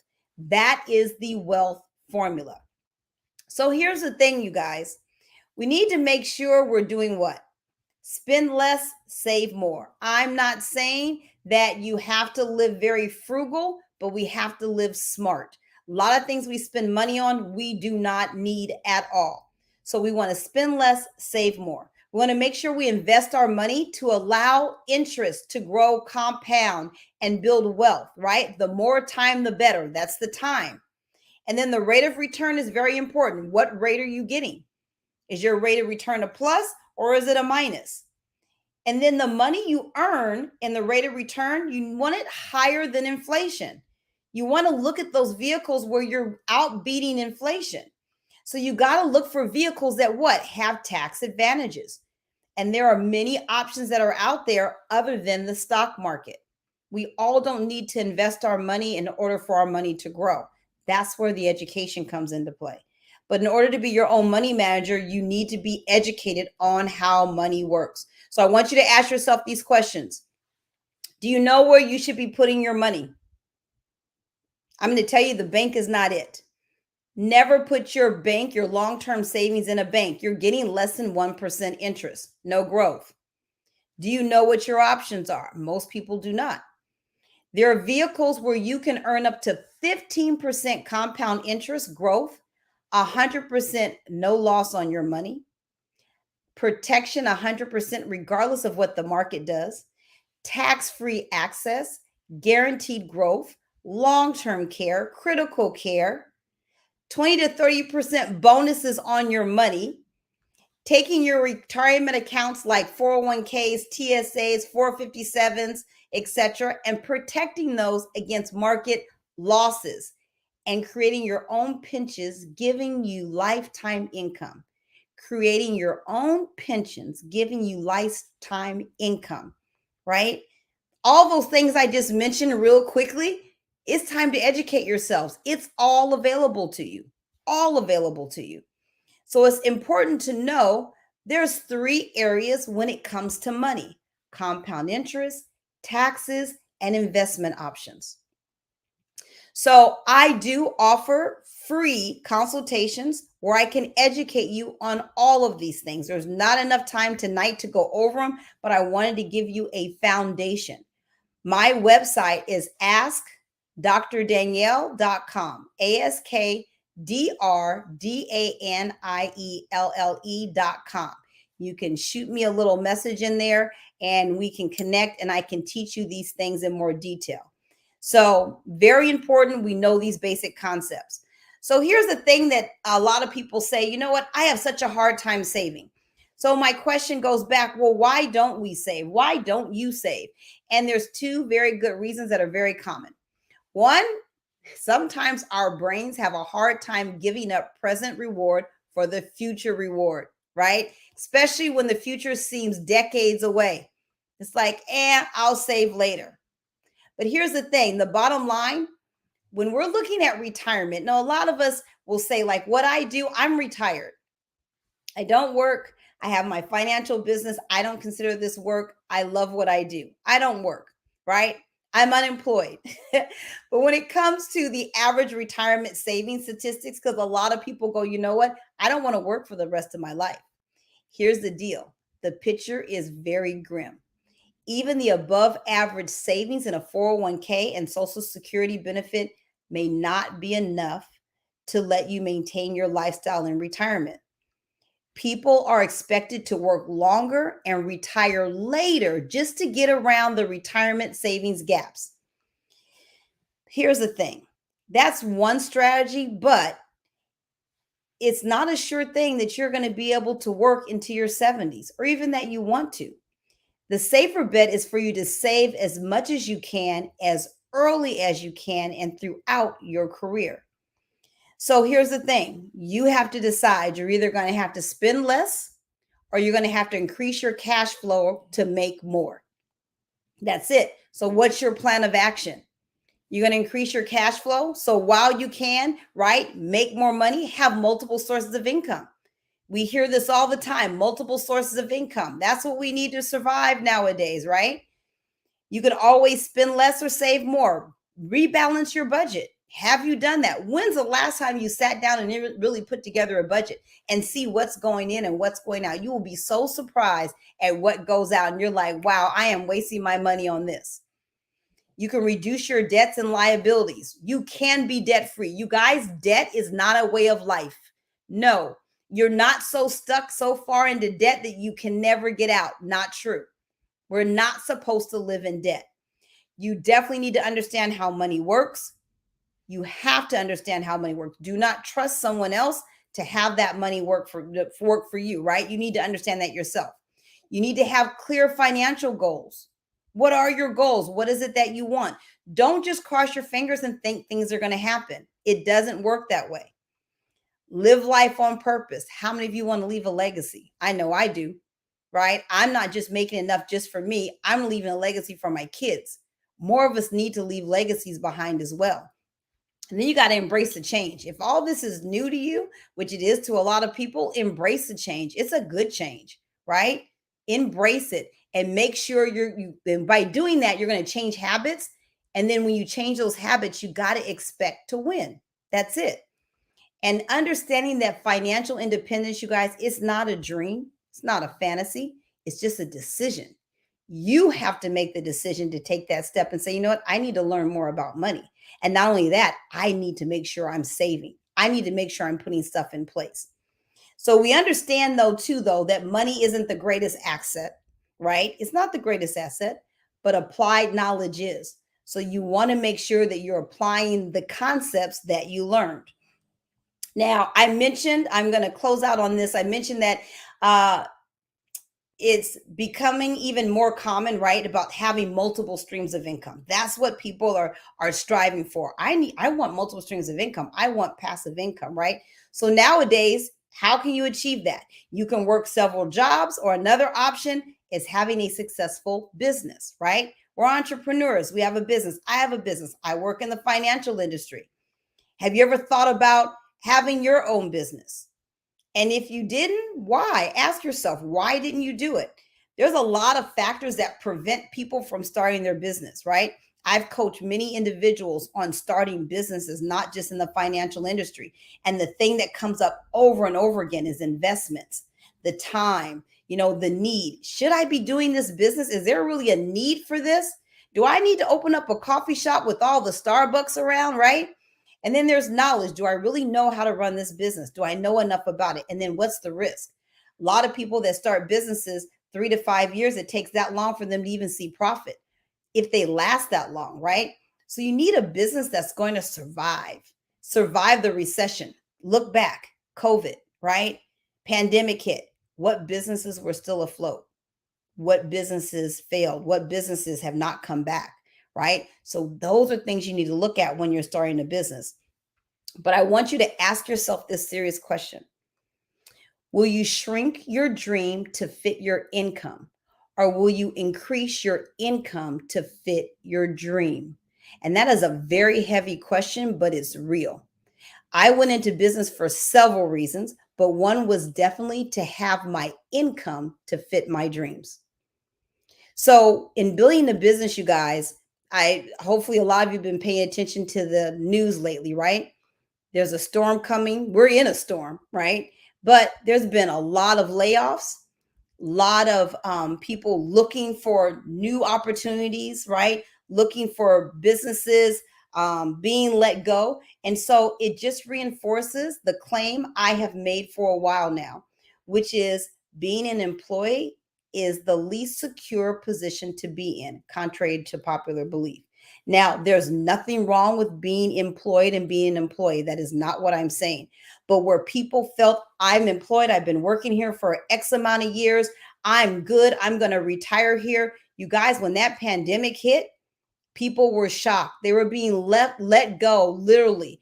A lot of people losing their jobs. I've been here 25 years. I've been here 30 years. I can't believe that they let me go. So we have to understand that a job is an opportunity that someone gave you. That's what it is. And they can take it from you. They really can. So each time there's an economic downturn and lots of people are losing their jobs, it's not uncommon to see the news talk about a rise of entrepreneurship, you guys. I just read an article that reported that 550,000 Americans are starting new businesses every month.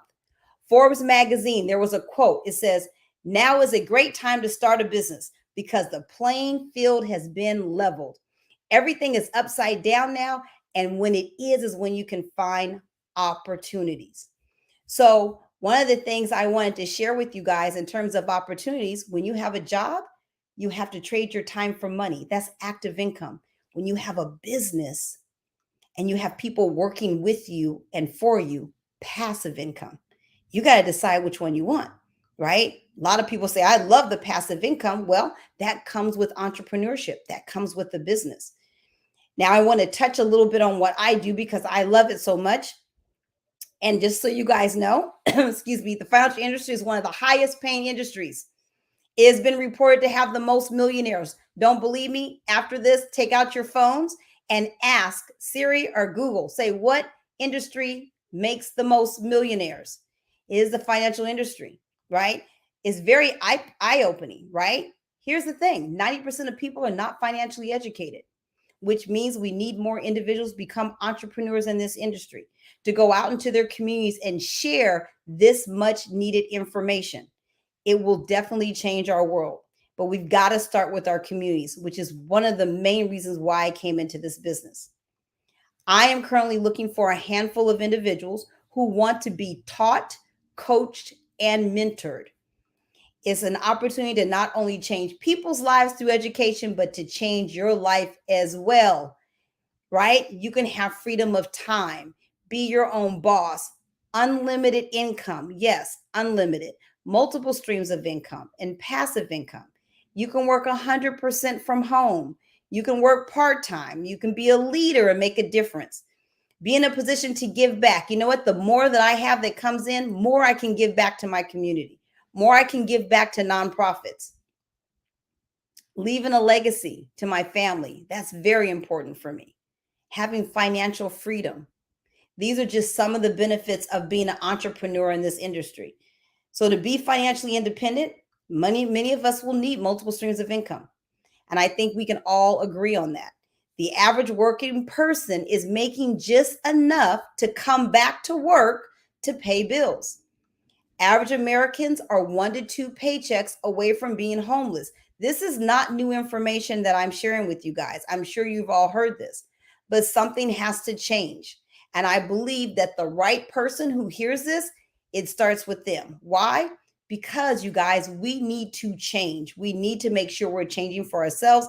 We need to make sure that we're educating other people. We're educating our communities about money. We need to, so we can be in a better and financial situation.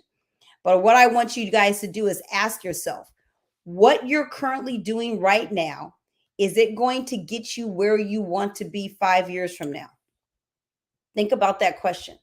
What you're doing right now, is it going to get you where you want to be 5 years from now? Not 10, not 15, not 20, but 5 years from now. If that answer is no, you need to start taking steps to make changes, or you're going to look up, 5 years is going to go by just like that. And you're going to be doing the same thing and in the same financial place. I promise you. I've seen it over and over and over again. But life is too short. The time is right now. Think about being an entrepreneur, right? And if that's not for you, it's okay. But think about what you need to do to make that change so you could be where you need to be 5 years from now. But if there's anyone who wants to know more about the financial industry as a business, provides multiple streams of income, passive income, please reach out to me on my website. Also, if you want a free financial consultation appointment, anyone who's listening, just go ahead and contact me on my website. Like I said, askdrdanielle.com. Put in the message Black Business Olympics, and I'll make sure we connect. I'll help you with whatever it is you need, answer any questions that you need as well. And if you like, follow me on my Instagram. I have financial tips on there, and it's askdr.danielle, right? So it's askdr.danielle for my Instagram. We can connect, and I'll follow you back. And I love networking with people. So if I can connect you and help you out in any way with anything that you're doing, I would love to do that as well. So I look forward to assisting you any way I can. Be blessed, and I wish you all financial freedom. Wow. Thank you, Dr. Danielle. Man, we had some amazing tips, amazing information. You put out some statistics that we probably didn't know. And you know, people need to take this financial conundrum that we may be in right now a little bit seriously. We hear about that. I want to know from you, are you looking at Web3 and cryptocurrency, or do you have any advice about how to proceed with that? Are you interested in that space at all yet? I am not. So I'm going to say I stay in my lane. Mhm. I don't have anything, negative to say about it. I know I have very close peers that are very heavily in that area who have taught me, through the time since it started. And my focus is more so on things that provide protection for people 100% with Mhm. no losses at all. I believe anything pertaining to investments or in that world or even in the stocks and the market, I think is great vehicles. My only thing that I say about that is that I find that when people put majority of their money in areas like that, I would advise against it, because at the end of the day, if it doesn't go well, people are suffering because I don't have any security set aside. I've done nothing but investments. So I truly believe in making sure your money is diverse. Mhm. So at the end of the day, if things go well on the investment side, great. But if it's just so, you know what? You can turn around and you can, like I said, security blanket and rest assured that, okay, this part of my portfolio is safe. Yeah. So, Dr. Butts, if someone is in a financial conundrum, or they're in a situation right now, what's one tip that you would give to someone that they could do to immediately start changing the game? Well, what definitely I would have them do is to sit down and to look at budgets are so important, to sit down and look at what's coming in and what's going out. I mean, even you go to the store and buy a pack of gum. I know that sounds so silly, but what happens is I've done this myself. So the things that I have my clients do, exercises or homework I give them, I've done all this myself. And what it does is it's an eye opener. It really lets you see, man, I'm spending a lot of money on going out to eat or on entertaining, right? And certain things. Then once you know what's going on, now you can make changes. Now you can make adjustments. And I'll be very transparent. When I've done this exercise all throughout the years, I was buying food. I don't know where it was going. And I was buying food, and maybe I have chicken in the freezer, but because I didn't thaw it out, I'm going to go buy some more, right? And I was wasting a lot of money on going and buying food. And I just thought, wow, but once it came to my attention, I was able now to make a change and cut back and go, okay. And I really saved a lot. So it's one of those things that realizing what we're doing right and what we're doing wrong. So literally very simple, elementary, go back to the basics, write down what your take home is, or whatever money's coming in from wherever, multiple streams of income, wherever it's coming from, write that amount down. then literally write down what your bills are, what you're paying every single month. And then also keep on the side, what are you spending? And I tell people, don't worry about doing it for the month, do it for the week.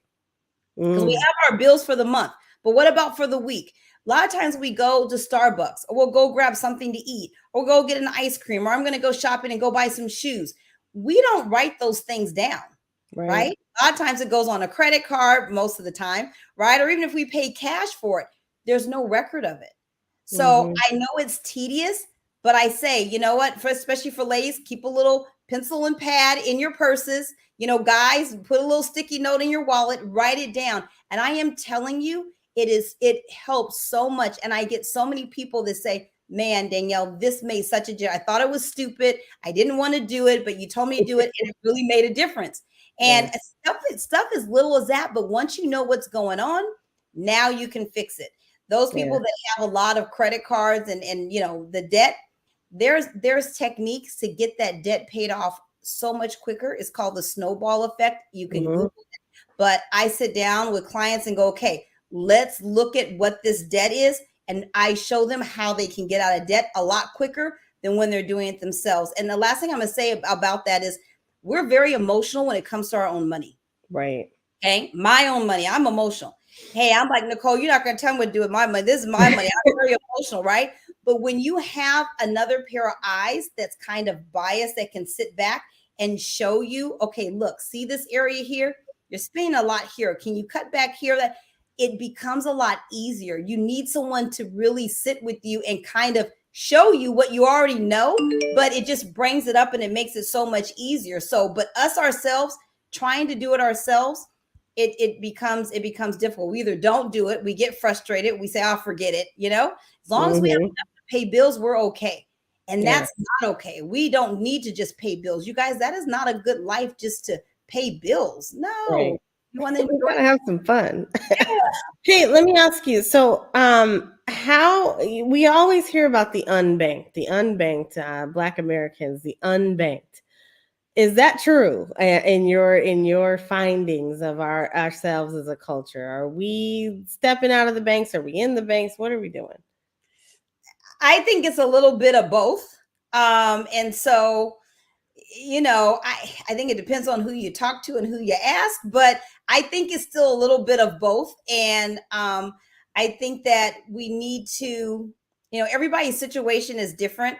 I think being educated financially is going to change everything on what we do, you know, any area that pertains to finances.